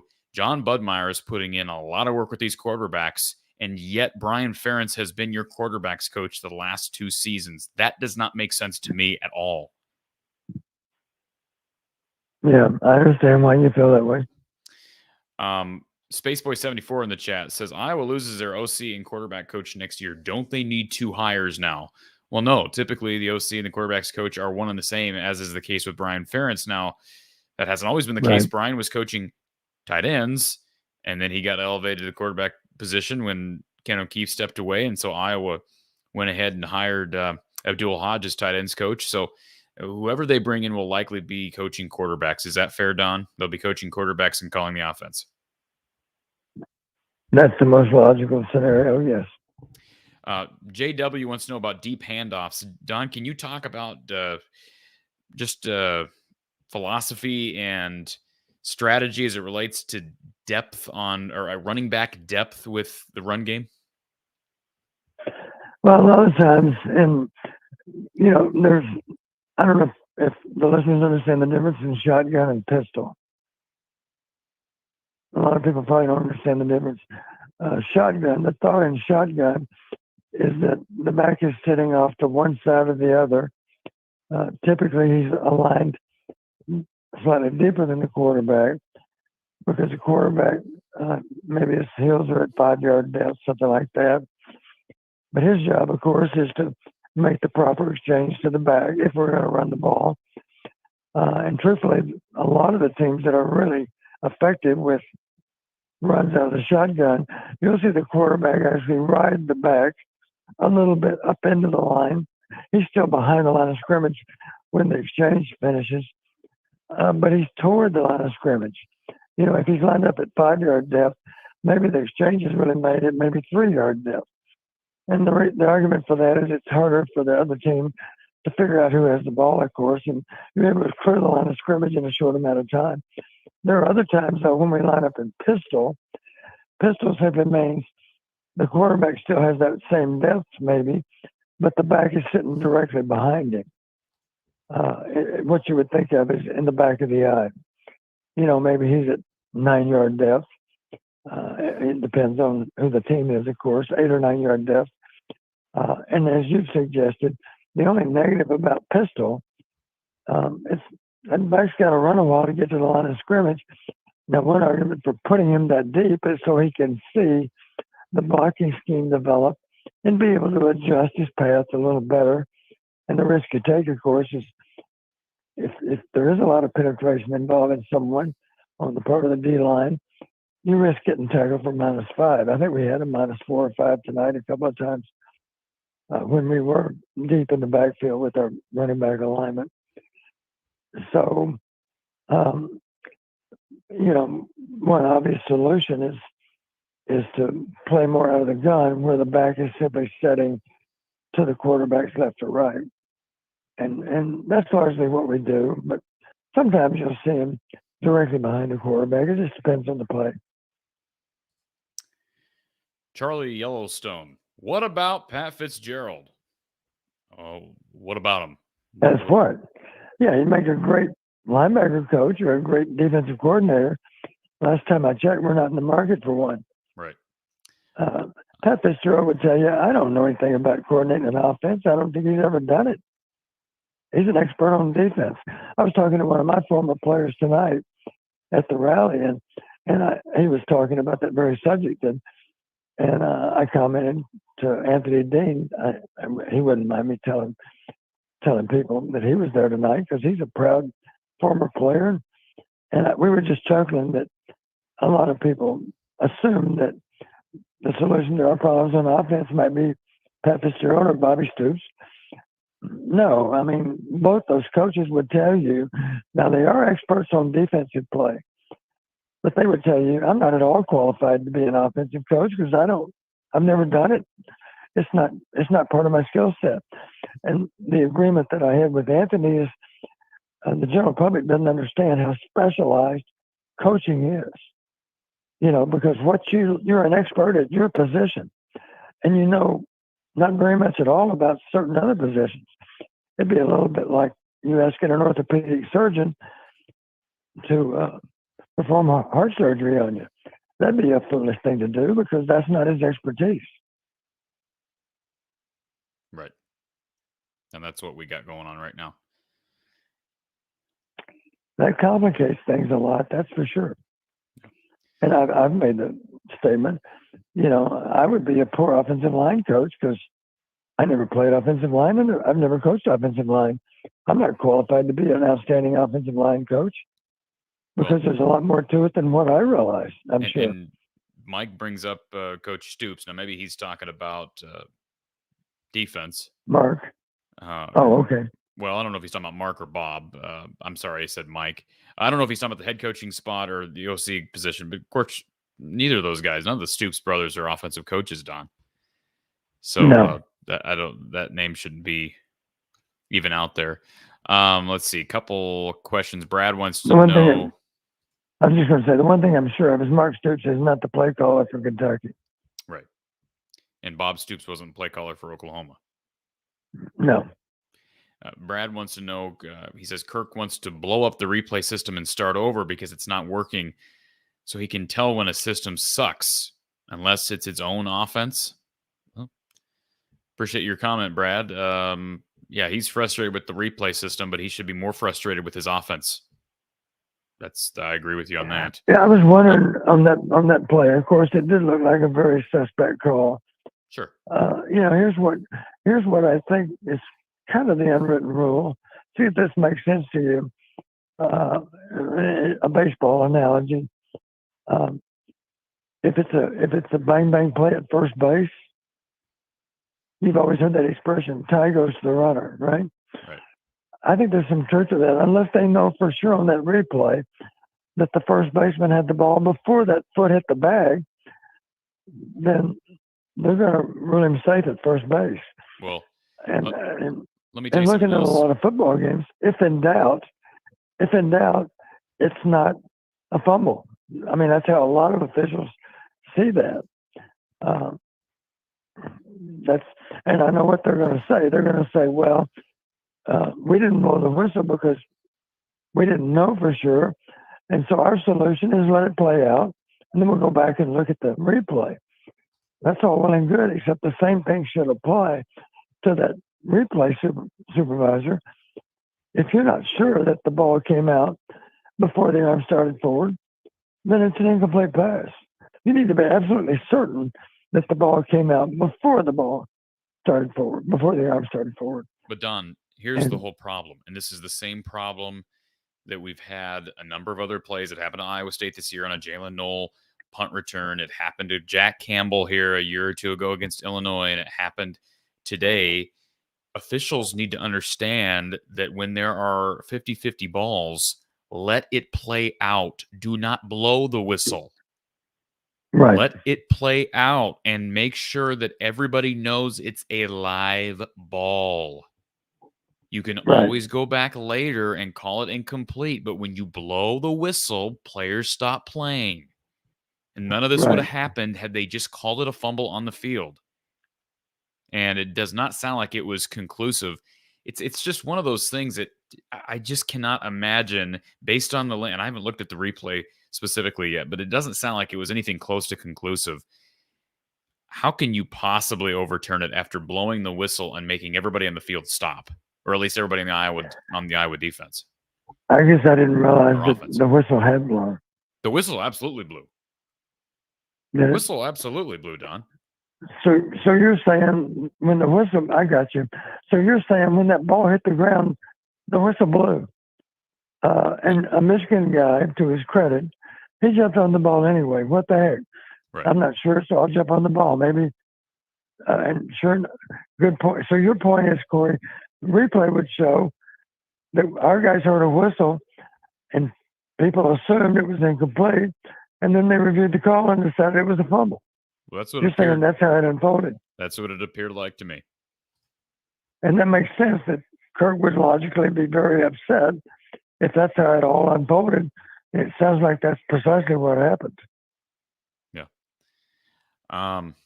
Yeah. Okay, couple things here. I'm just making sure we're caught up on some of these things. And again, if you want to comment, if you question for Coach Patterson, please throw it in the chat. Let's go to our next caller. We've got let's see, we've got Leo next, and then we've got Ryan, Mike, and Erica. Leo, welcome to the show. Congratulations on the Big Ten championship for your Wolverines. Oh, thank you. Boy, I tell you what, that was not comfortable to the very end. Good grief, your defense is amazing, man. Ours is pretty good too now. Holy mackerel. Remember when I told you, Leo, I said when you put Iowa fourth in the Big Ten in defense, I said, I don't know about that because we have not seen Iowa with a capable offense. So who knows how good this defense could be if you had a unit on the opposite side of the field that could actually complement the defense. We just don't know what it's like. And Iowa's defense is still really, really incredible, like you said. Yeah, and I don't know. Oh, go ahead. Sorry, Coach. Go ahead. I was just simply going to say, Leo, I don't know if you heard me when I first got on the phone tonight with Corey, but I made this comment. I don't know that I've ever been more proud of a defense than what I was tonight for the way Iowa played. I don't know that they can play much better. That was simply outstanding on their part. And the only thing in which we didn't get done was generate turnovers. And that was unfortunate because we're -3 on turnovers. Of course, it's going to be next to impossible to win the game, not to mention the punt return. Those 4 plays were huge. And I'm pretty sure you guys gifted us 20 of the 26. I'm not mistaken. Michigan's touchdown drives were 5 yards and 6 yards. Yeah. Isn't that right? I think you're right. Yeah, short. I know they were both short fields, very short fields. I believe the punt return was a 5-yard drive, and the other one was a 6-yard drive. Go back and look it up. Pretty sure. That's what I said. I think you guys gifted us most of our points today. But I would say this too, Leo. I would be very disappointed in your players and coaches if they don't give great credit to Iowa's defense, because Iowa's defense deserves great credit for what happened tonight. Oh, 100%. I agree. And, that's good coaching, because let me tell you something about the guys that I saw anyway. The tackling was amazing. I mean, they're like bulldogs. They don't miss. It was driving me nuts a little bit. Tackling number 2 and number 7 is not an easy task.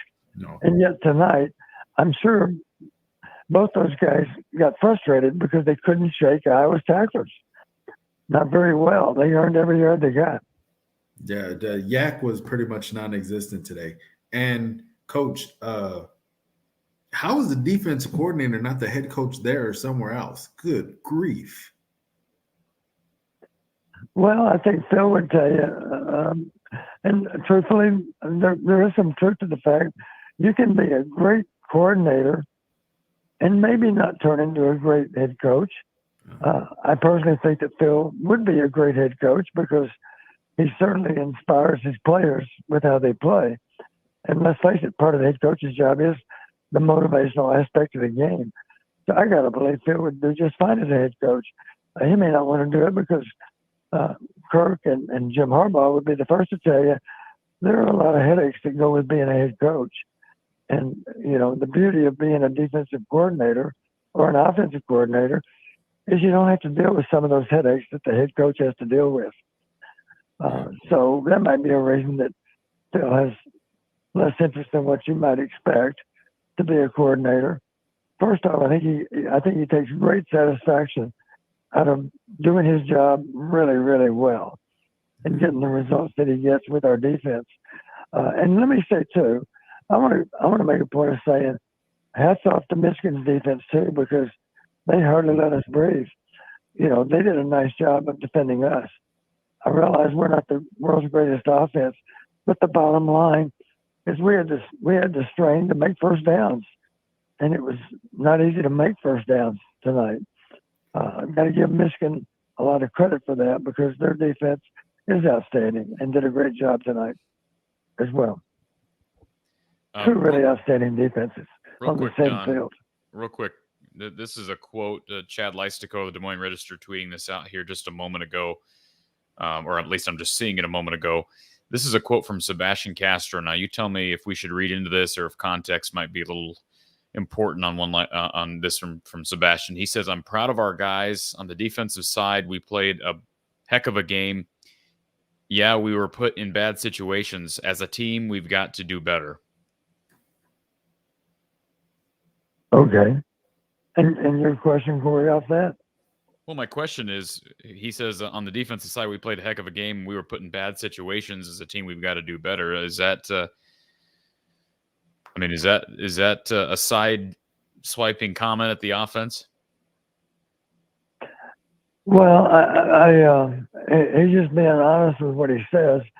I do know this. The way those guys are conditioned is the right way. And here's a good analogy. They think of themselves as a fire department, and if we turn the ball over, well, we call for the fire department, and those guys go on the field with the idea they got to put out the fire, and you don't get to pick when and where your fire is. So, if the fire alarm sounds, then they respond. And those guys think of themselves as first responders. That's their job. And they did a nice job several times of not just tonight, but I'm talking about this season. Any number of times they went on the field in the wrong part of the field, and they still forced. All you can really hope to do is force them into a field goal attempt. And with a little bit of luck, of course, you get a piece of the field goal, or maybe you block it outright, or maybe you simply because of how quickly you stop them, maybe you force them into a little longer. Maybe you have a sack on third down that backs up the place kicker, and instead of being good from 35 yards, he's slightly wide from 40 yards, because the angles have changed. With that 5-yard sack, the angles are different. So the bottom line, they go on the field on the wrong end of the field. Their mentality is, first off, we're not going to allow a touchdown. And then beyond that, we're going to do everything we can to block that kick too, block that field goal attempt. And it's unrealistic. Of course, you can prevent 3 points from happening, but in their mind's eye, you can certainly prevent 7. You don't want 7 to happen. Your job's to not allow the touchdown. And now we fell tonight twice, but one of them was first and goal at the 5, and the other one was first and goal at the 6. And let's face it, that's a tough spot to be. I loved, as an offensive coordinator, I loved first and goal at the 5. I was not crazy about first and goal at the 9 because that's hard, because you don't have to make 10 yards, but those tacklers are not far away because there's not much field left to defend. And it's not easy to score first and goal at the 9. Even starting on the 5 or 6 is a much easier assignment than on the 9. A couple things here, but unless you've got something else, Leo, that you wanted to get to here. Boy, it's fortunate for us.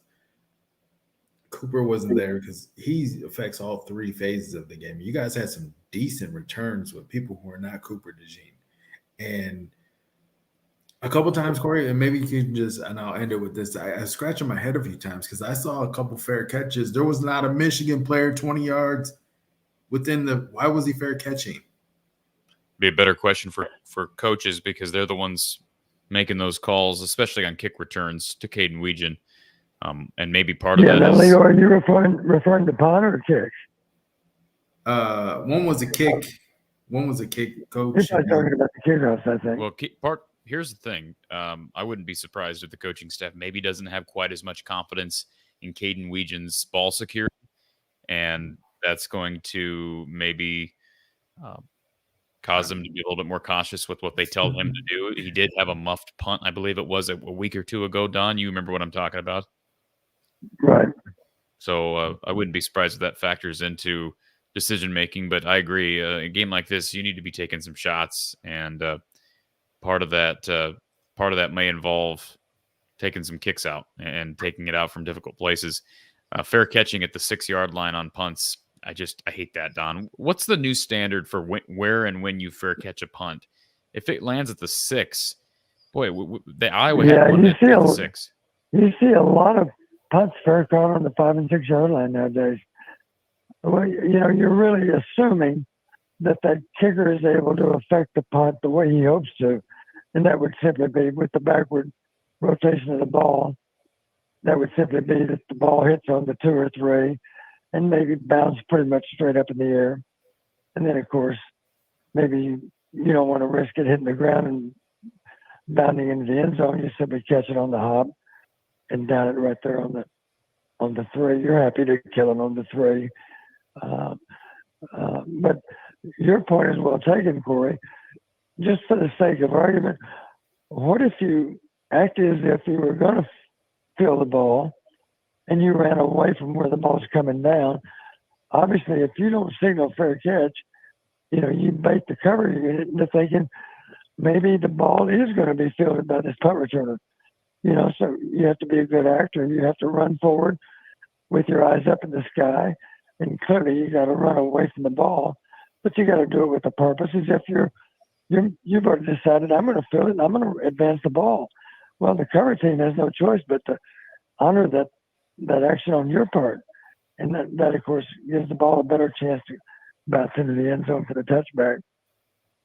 I'm frustrated with some of the fair catch signals that are made, and all I can tell you is the one thing I'm sure of is that coaches do a good job of assessing how effective these punters are at killing the ball inside the 5 or inside the 8. And for that reason, it may seem a little bit illogical to us because we haven't done all the study that they've done, but it would suggest if we're fair catching on the 6, then that suggests that the punter is really, really adept at preventing the ball from bounding in the end zone. And honestly, even the best ones, I think there's a little bit of luck involved. Sometimes, even though the ball is rotating backwards, it still goes in the end zone. It just depends on how it hits the ground. But it's not guaranteed to back up. Sometimes it does, sometimes it doesn't. That gives you a better chance to back the ball up. That's true. But there's no guarantee that it'll happen. Anything else? So I'm like you. I'm frustrated. I'm frustrated with so many fair catch signals.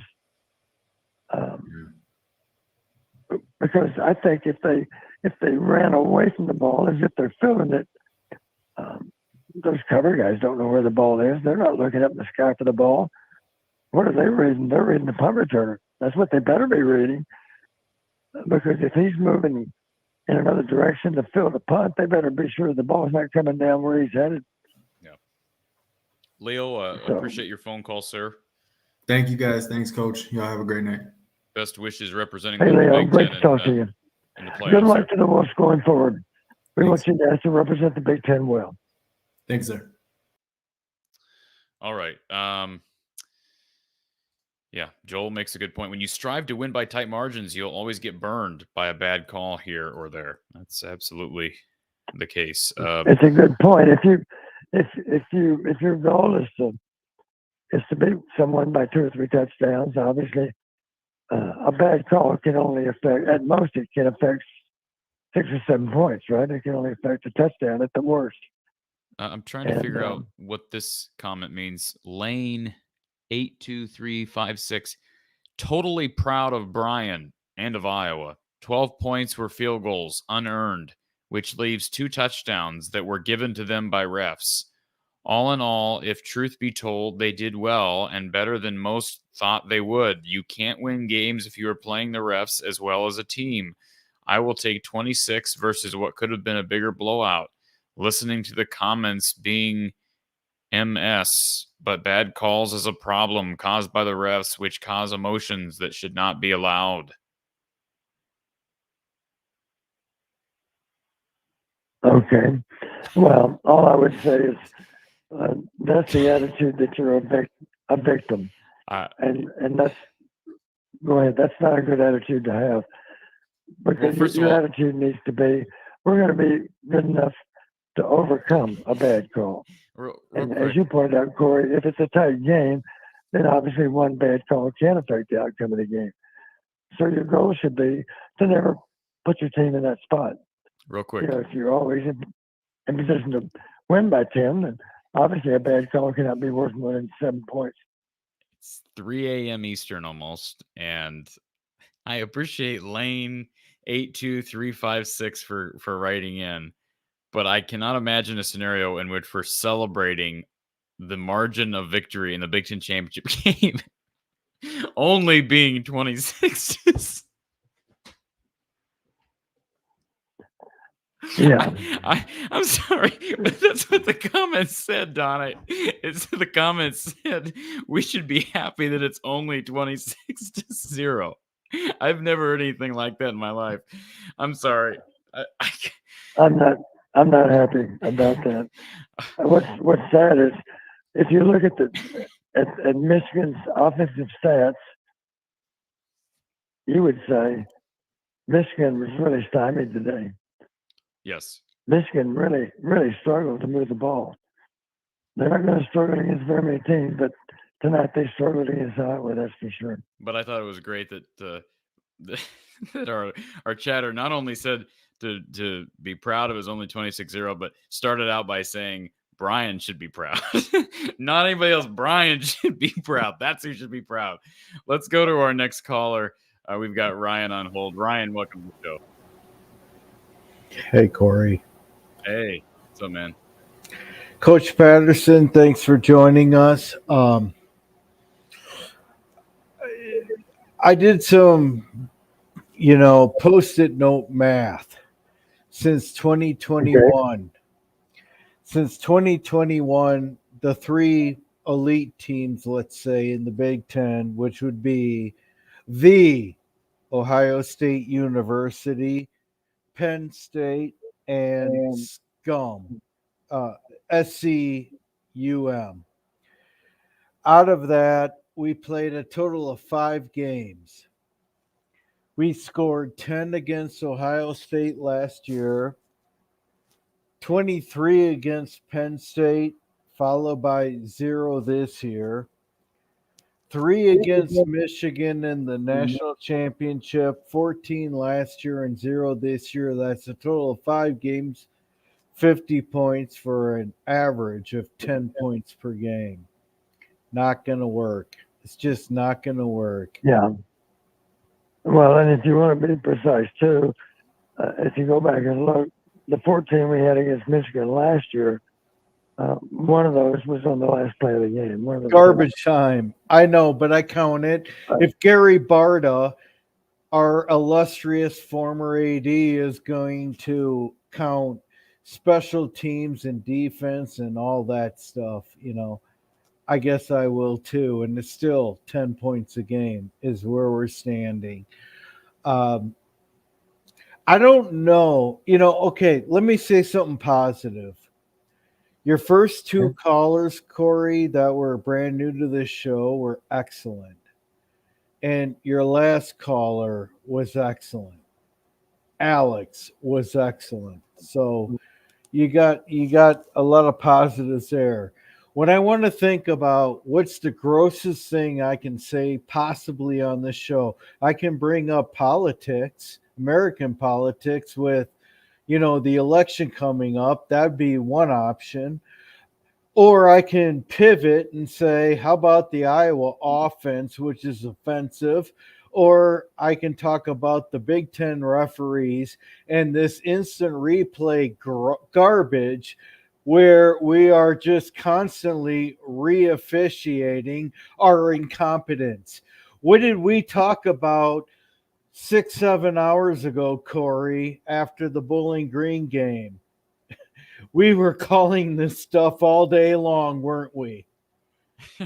I just think it's funny that you summoned the Iowa women's basketball Bowling Green post-game show at 3:00 in the morning for a football Big Ten championship game. It wasn't Tim O'Day, though, that was behind the officiating today. I believe he was just the alternate, so he was not behind any of the calls today. But we called it. Did we not?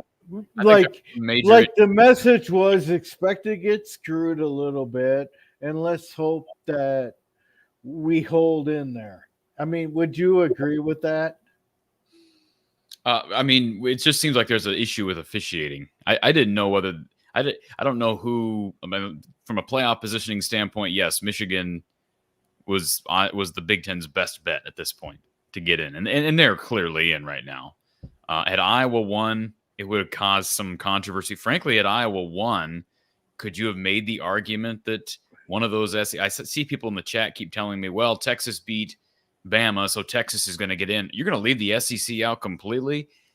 If I were to have beaten the Michigan this evening, could you have made the argument that one of those SEC teams gets in and the Big Ten gets left out? I think you could have made that argument. We need to expand the playoff, and 12 is probably not the magic number. But anyways, I don't want to get off. It's so irrelevant, though, when I'm just frustrated with the status quo of our program. You know, I'm frustrated with, hey, we beat Illinois by 2 and we beat Northwestern on a last second field goal. These are crap teams. We lost to Minnesota. Sure. Technically we shouldn't have, but we should have been up 2 scores on those clowns. And you know, finally, you know, the crows came to roost, I guess. And I hate saying that. I'm just so sick of accepting mediocrity. 2 years ago, we lost by 39 points in this game. And what did Kirk do? He doubled down on Brian as quarterback coach.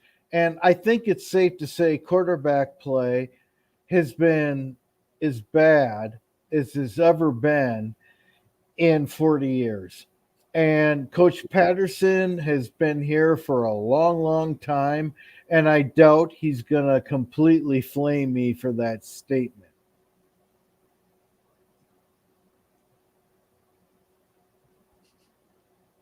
No, I won't.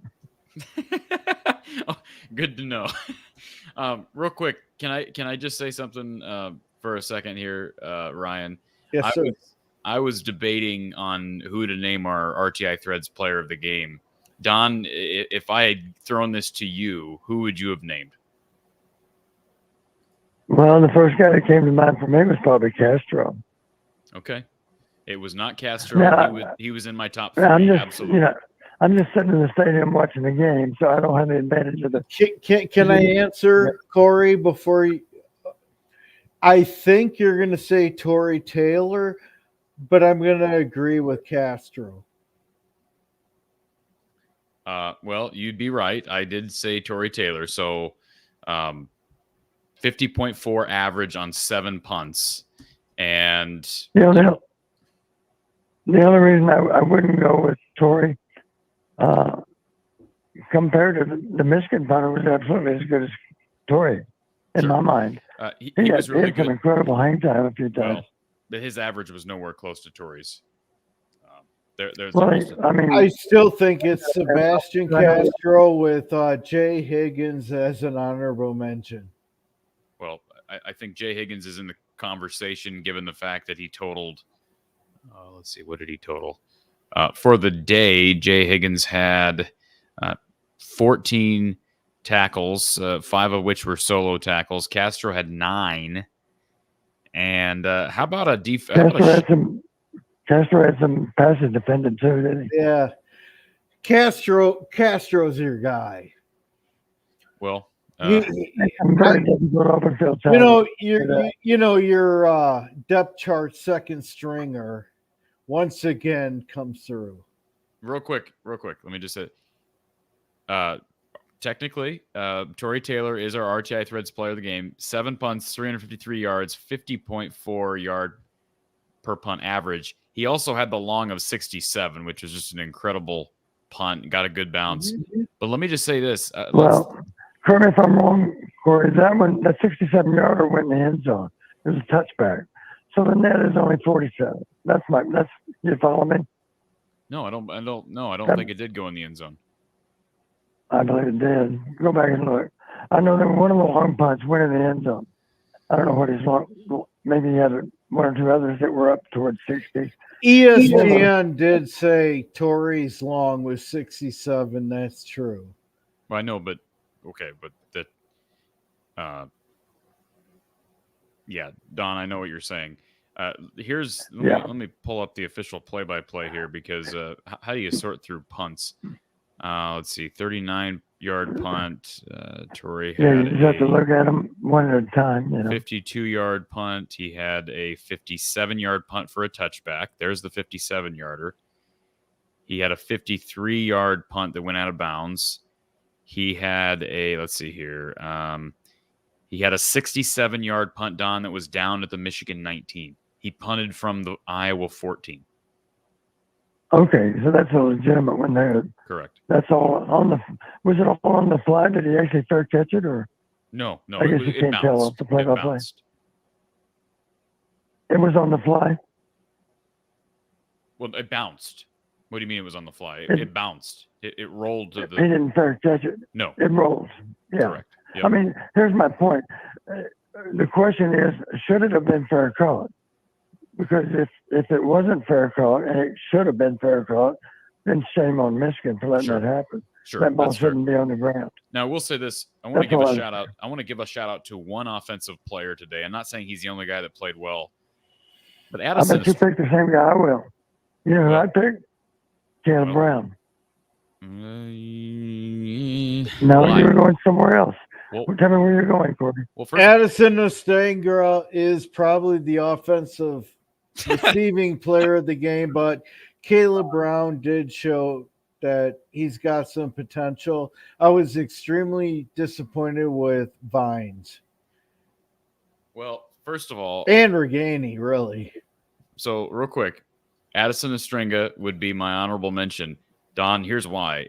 9 targets, 7 catches, 50 yards, 44 yak yards.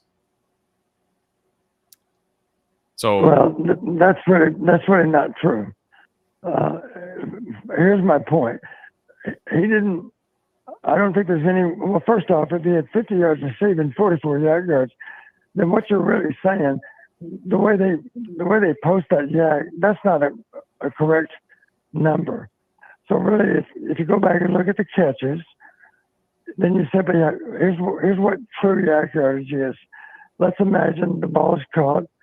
In Addison's case, the ball is caught so that he should be tackled for a gain of 7. I'm just playing hypothetical here.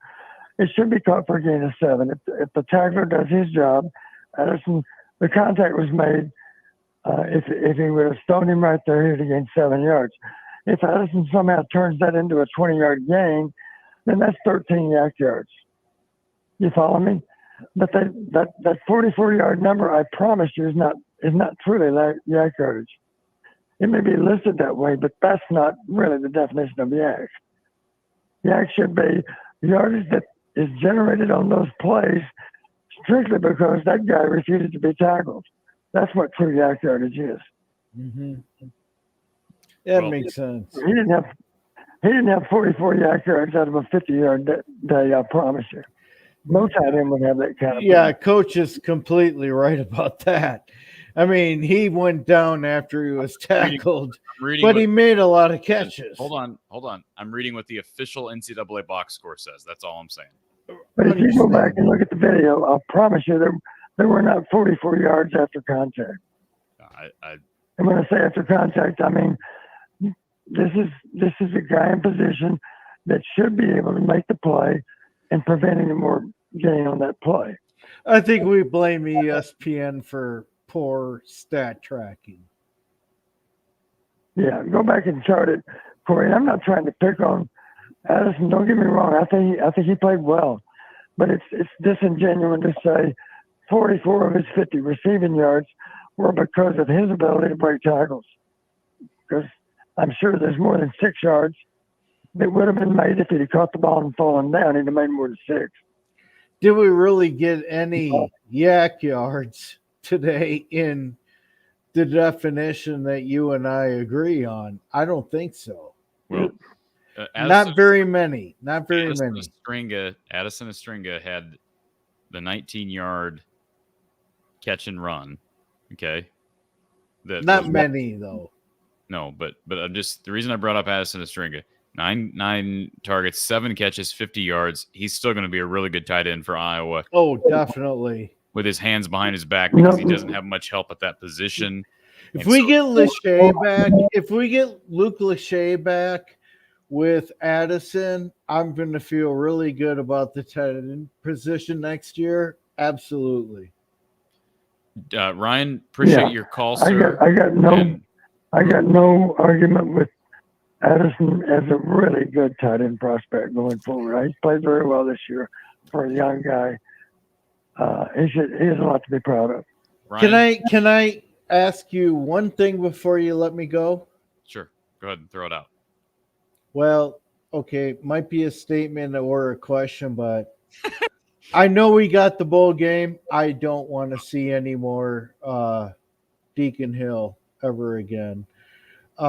We got Marco, and I'm just worried that you got a year of Cade and then a year of practice, and we're going to get Deacon a year from next. And I hope that's not the case. He's 6-2, but in spite of. Thank you. Thank you, Ryan. Appreciate the call. And I got to address the let's see. Erica says this, Jim Fuller. Okay. Let's see what's happening here in the chat, because it looks like there's some issues. Okay. Yeah, I'm going to put Mr. Jim in a timeout. I'm not going to deal with trolls tonight. Anyways, so I like this comment. Kurt says, Corey, can you please fix your grammar? Sorry. Can you please fix your grammar? You're a freaking journalist, or so you claim. Have went, not real. You don't use less correctly versus fewer. Clown show. Clean it up. Well, I'll tell you what, Kurt, y'all can just scurry on down to a different show here on the YouTube, because I'm going to talk the way I want to talk, and you ain't going to tell me differently. Is that good with you, Don? I'm good with that. All right. Sounds good. Have a nice day, Kurt. Have a nice night and morning. Let's go to our next caller. We've got Erica on hold. Erica, welcome to the show. Oh, man. I'm just cracking up at some of this stuff in the chat. Let me tell you. Well, I don't know whether to crack up or shake my head, so it is what it is. There was a really fun person who was complaining that people on the show are not experts. I think they kind of forgot this is a call-in show if they only want to hear experts. Like, sorry, maybe they should try another show. I don't know what to tell them. But anyway, I wanted to ask a question about how they vet the officiating crew in these games. Like, how do they, figure out who's going to be the refs in the game, et cetera? I have no idea how that process works. And after what happened tonight, I'm really curious to know. Good well, question, it wouldn't be, Corey, it wouldn't be a surprise to you or Erica to hear that that plum assignments, I'm talking about the games that all officials would love to work, really are designed as a reward that should go to those that have done the best job over the course of the season. Now, I'll give you an example of why that's not entirely true.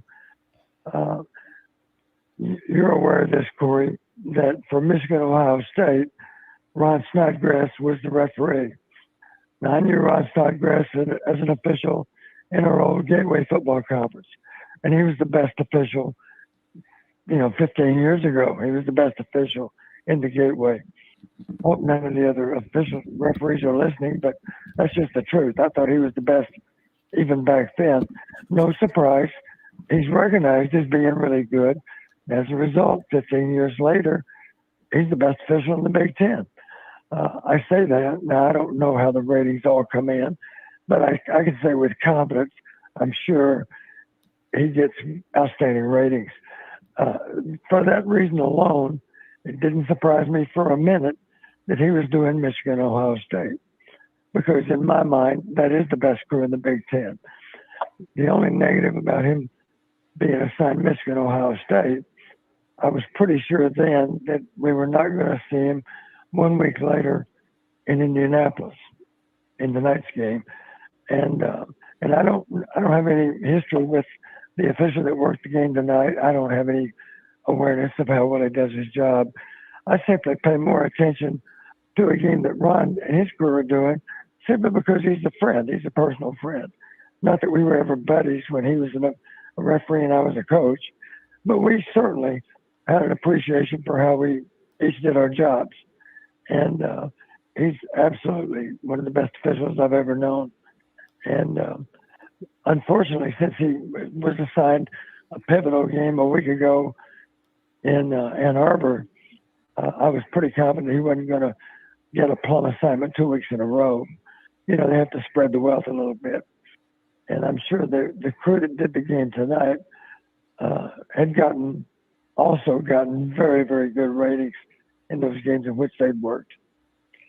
So I think it's a merit thing.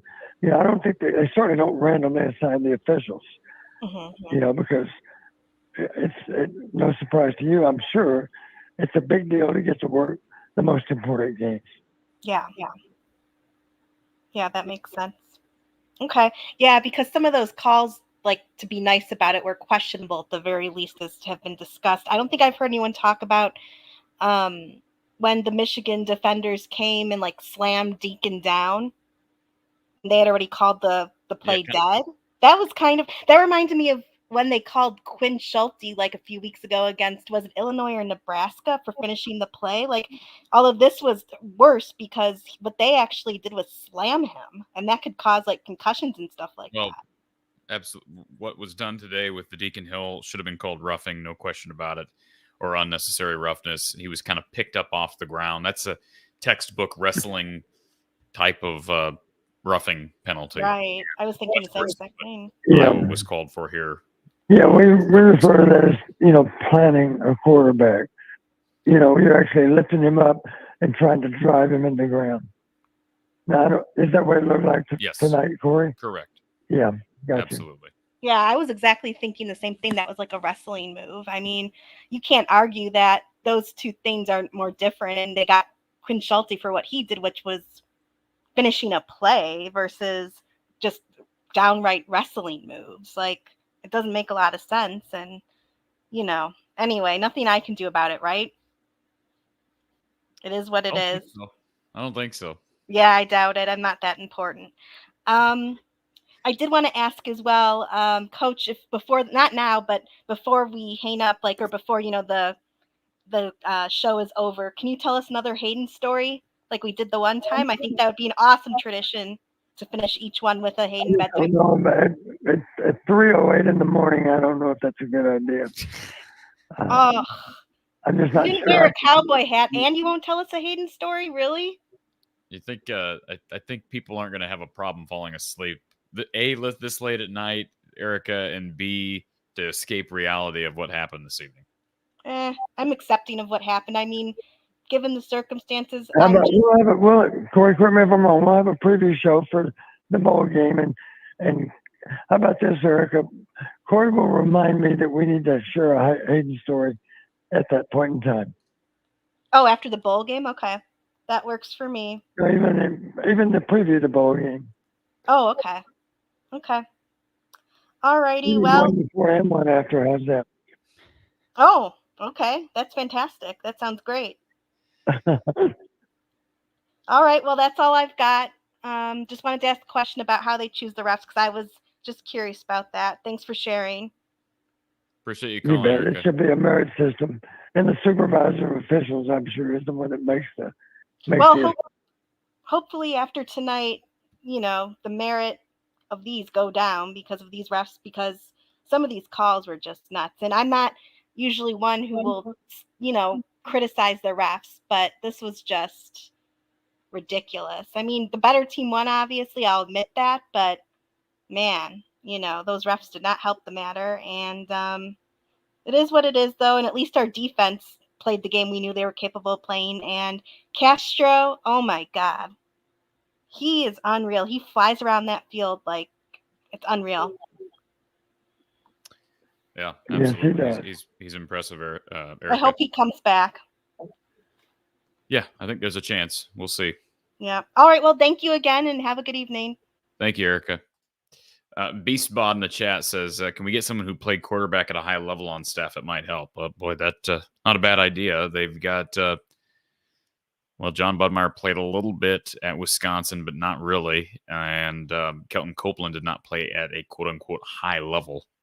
So, yeah, fair point. Let's get to our next caller here. Don, we're just about finished here. I know it's getting late. It's getting late for you and I both. Connor is on hold. Connor, welcome to the show. Hey, how you doing? Good, man. How are you? I'm surprised I'm actually on. You're on, man. Yeah, I mean, I've got a lot of raw feelings about this game. I can point to a lot of officiating calls. I think first of all, on the 84-yard punt return, I think Tory Taylor got pushed in the back. I think that was pretty clear.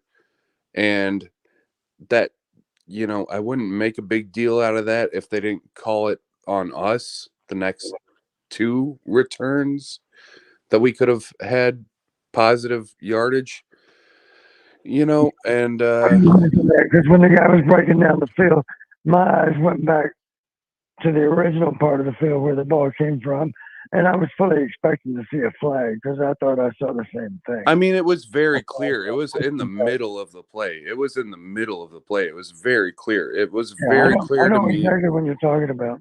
Yeah, I mean, it was right in the middle of the field. It was right between the hash marks. And I thought it was obvious, and it was obviously a game-changing play, and then, that combined with if a cover person falls on his chest. I mean, I go back to the Northwestern game at Wrigley Field. It's falling on his front side. It's probably because he was pushed. No, it was clear. I watched the replay 3 times. He was clearly pushed in the back, and I remember the Northwestern game when Cooper had a great return that went all the way down to, I want to say, the 12 at Wrigley Field, and there was a similar call, that was barely a touch, but they called it that time.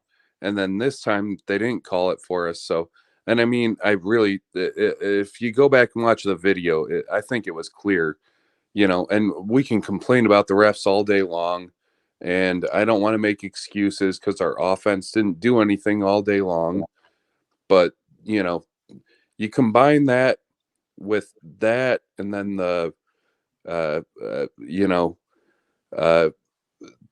roughing the passer that wasn't called, and then the forward pass that was called a fumble. There were a couple of rough calls, but at the same time, yeah, Coach, I'll listen to you. No, you're right about one thing. There were several calls that had a huge impact on the game, calls or non-calls, whatever the case might be. Did they affect the outcome of the game?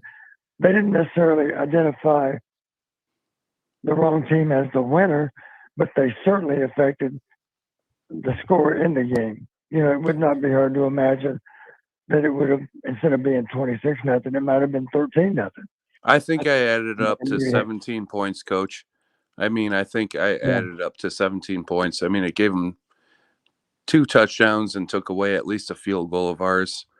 So, I mean, it's tough, and I'm a bitter person when it comes to the Brian Ferentz, Kirk Ferentz situation, I'll admit, like, I'm a little bitter. This is one situation where I disagree with my own dad on the situation. Like, my dad loves Kirk Ferentz. I love Kirk Ferentz. Like, I grew up going to games in the early 2000s, watching, some great football that was there. But I just feel like he's been taking credit for Phil Parker's excellence in these days. And I mean, Phil Parker has been so good at his job. He's delivered such a great defense for us. And you look at Kirk Ferentz, he's supposed to be this great offensive line coach. Where's our running game been? Where's our offensive line been? Like, we're getting strip sacked left, right, and middle all the time. I don't see our run game going. I know, I live in Illinois. I live in Chicago. I was back in Iowa over Thanksgiving, and, my family, thinks, what happens when we don't have Kirk Ferentz. I think what happens if we don't have Phil Parker, like, if we don't have Phil Parker, we're a garbage team right now. We're not a good football team if we don't have Phil Parker. We're not even a mediocre football team if we don't have Phil Parker. Well, so yeah, I think it's unfair to totally, give Phil all the credit while taking all the credit away from Kirk. I mean, I think there's a balance there, right? There's a balance there, but I think Kirk's been taking a lot of credit from Phil's work. Yeah, about. Yeah, I mean, I understand where you're coming from. I mean, you think if another program took Phil Parker from us years ago, where would we be? We'd be like at the lower part of the Big Ten West. We'd be replace Phil.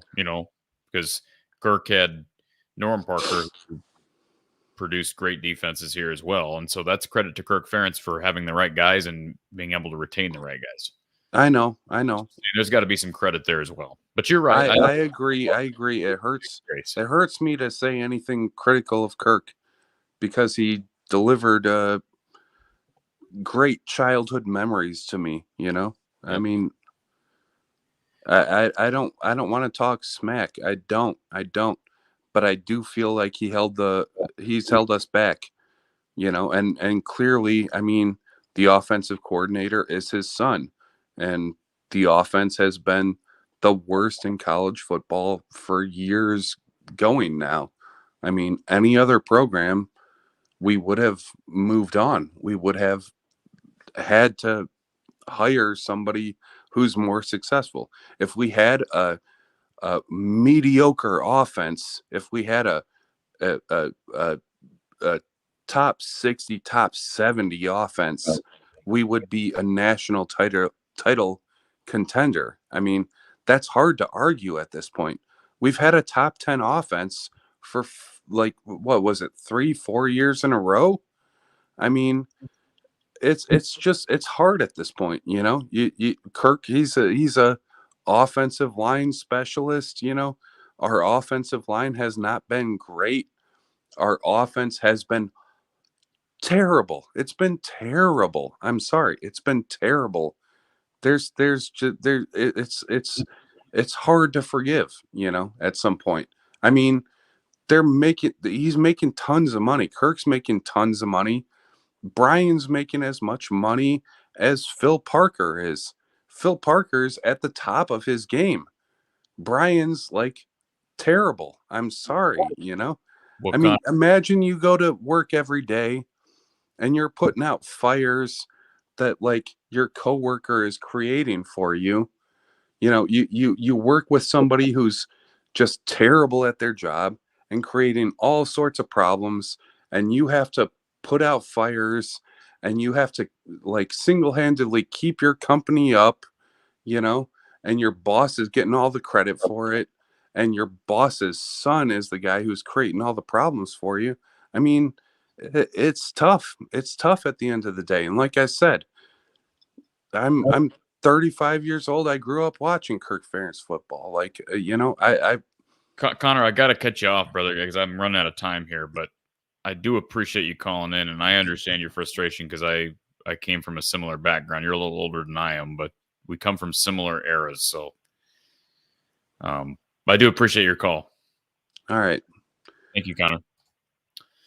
Yeah, like I said earlier, I'm not trying to cut people off. It's 3 a.m. out here in Indianapolis, and Don, you and I both need to get some sleep. Cameron with the super chat, he says, I think that comment from Castro is uncalled for. Defense gave up too many points, couldn't keep Brian Ferentz within striking distance. Phil needs to step up. There's definitely some sarcasm there, some satire. Thank you for the super chat, Cameron. And Don says, Coach, when I played, it was go until the whistle and stop when it gets blown. If you didn't, you got flagged. I said the same thing up at the press box, Coach. That's why play should end when the whistle's blown. And if there's any doubt, don't blow the whistle. Quite simple. Right. Lonnie says, super chat, hire the OC.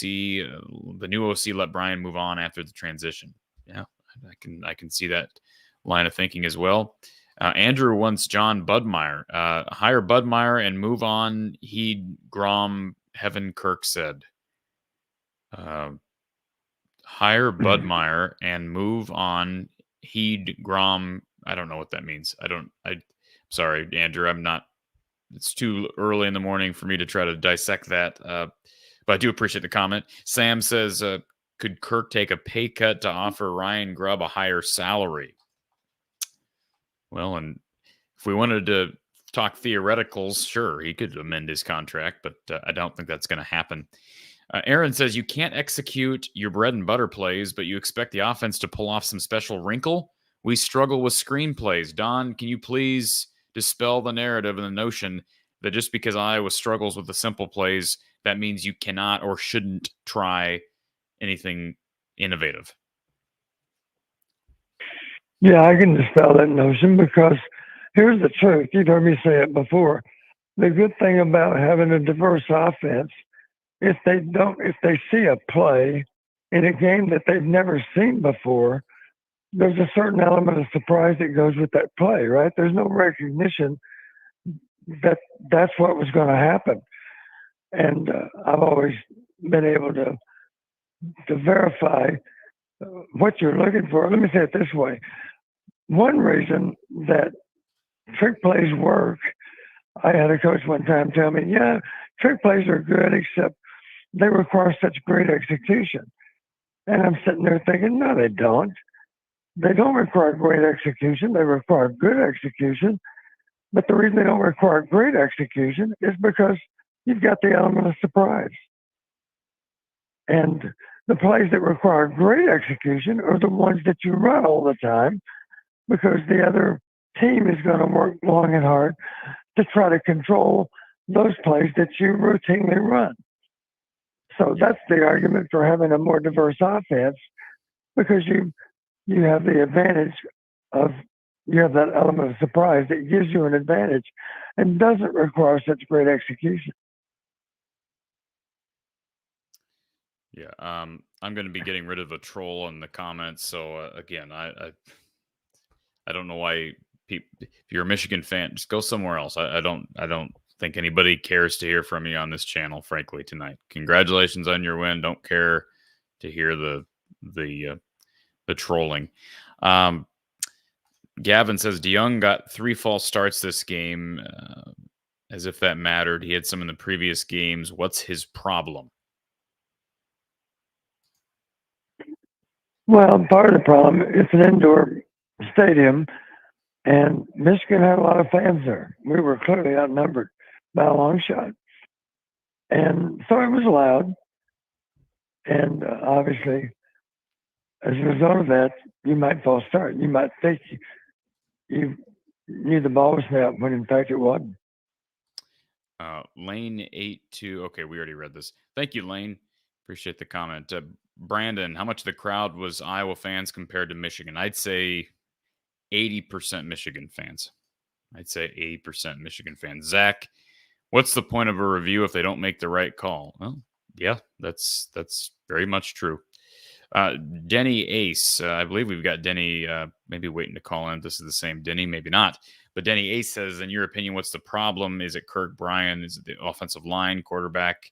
Even if we get a new OC, is Kirk going to override the new OC in play calling? Can't figure it out. Well, I've said several times, Denny, and I think Coach Patterson, you'd agree with me that there are a number of problems to fix. It's not just one issue. Right. And, you know, it's whoever the OC is, and the head coach certainly is Kirk Ferentz. Those guys are going to be in charge of fixing the problem. And we've been saying that for several years, but now with the new OC, you hope it gets fixed. Lane VDM, where do I send money to keep Coop in Iowa City? Well, how about this, Lane VDM? Give us we give RTI Threads a shout out. He's got Cooper DeJean's got his apparel line over at RTI Threads. Visit cd3lacesup.com, and you can check out the apparel and merch lines for Aaron Graves, Carson Shire, Aiden Hall, Zach Lutmer, all at rtithreads.com. You never know, folks, if these kids get an idea that, hey, I've got an NIL future that I can rely on here and savor one more year in college, one more year at Iowa, maybe they'll stick around. Can't guarantee that, but certainly check it out. Cooper DeJean apparel at cd3lacesup.com. And by the way, the Jim Thorpe Award, and he's up for another award, some announcements coming Monday. So hopefully the injury does not affect that. But best wishes to Cooper DeJean on those national awards coming up. John brings up how Michigan is 13-0 conference champion. Washington 13-0 conference champion. Florida State 13-0 conference champion. Texas 12-1 conference champion. Beat Bama head-to-head. Bama should be first team out as a 12-1 conference champion who lost to Texas. I know it sounds simple, John, but collectively, I don't know that you can just you evaluate Georgia, Bama, and Texas all together based on, well, Alabama beat Georgia today and Texas beat Alabama before. I mean, like, there's more to it than that. And I also don't think the committee likes Florida State, and they weren't that impressive against Louisville. It doesn't sound like, at least not offensively. They're down their quarterback, so I don't know. You're probably right, though. It's probably going to be Texas, but I have a hard time seeing the SEC getting left out. Cameron says, am I crazy if I think Iowa's going to be back here again next year? Ohio State and Washington are the only hard games. I think you are crazy if you think that. Not in reality. I don't think you're crazy, but I don't see that happening next year. You never know, but I would seriously doubt it, especially without divisions. JW, is there something wrong with getting an athletic quarterback? Well, they have one. His name is Marco Lainez. Very athletic. Just trust me on that. Very athletic. That's why I hope we see him. Could Caleb Brown transfer without penalty? This is a question from Christopher. I don't believe so. I believe he'd have to sit out a year because he transferred in from Ohio State unless he got a waiver for some reason. Lisa, I think you're right. Lisa in the chat. Thank you for being here, Lisa. Appreciate your support and everybody's support. And boy, it's been a long day. Don, let's end this thing.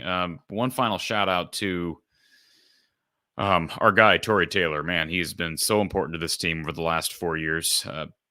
7 punts today, 353 yards, an average of over 50 yards per punt. And credit to Addison Estringa, Sebastian Castro, Dre Higgins. All those guys were really good.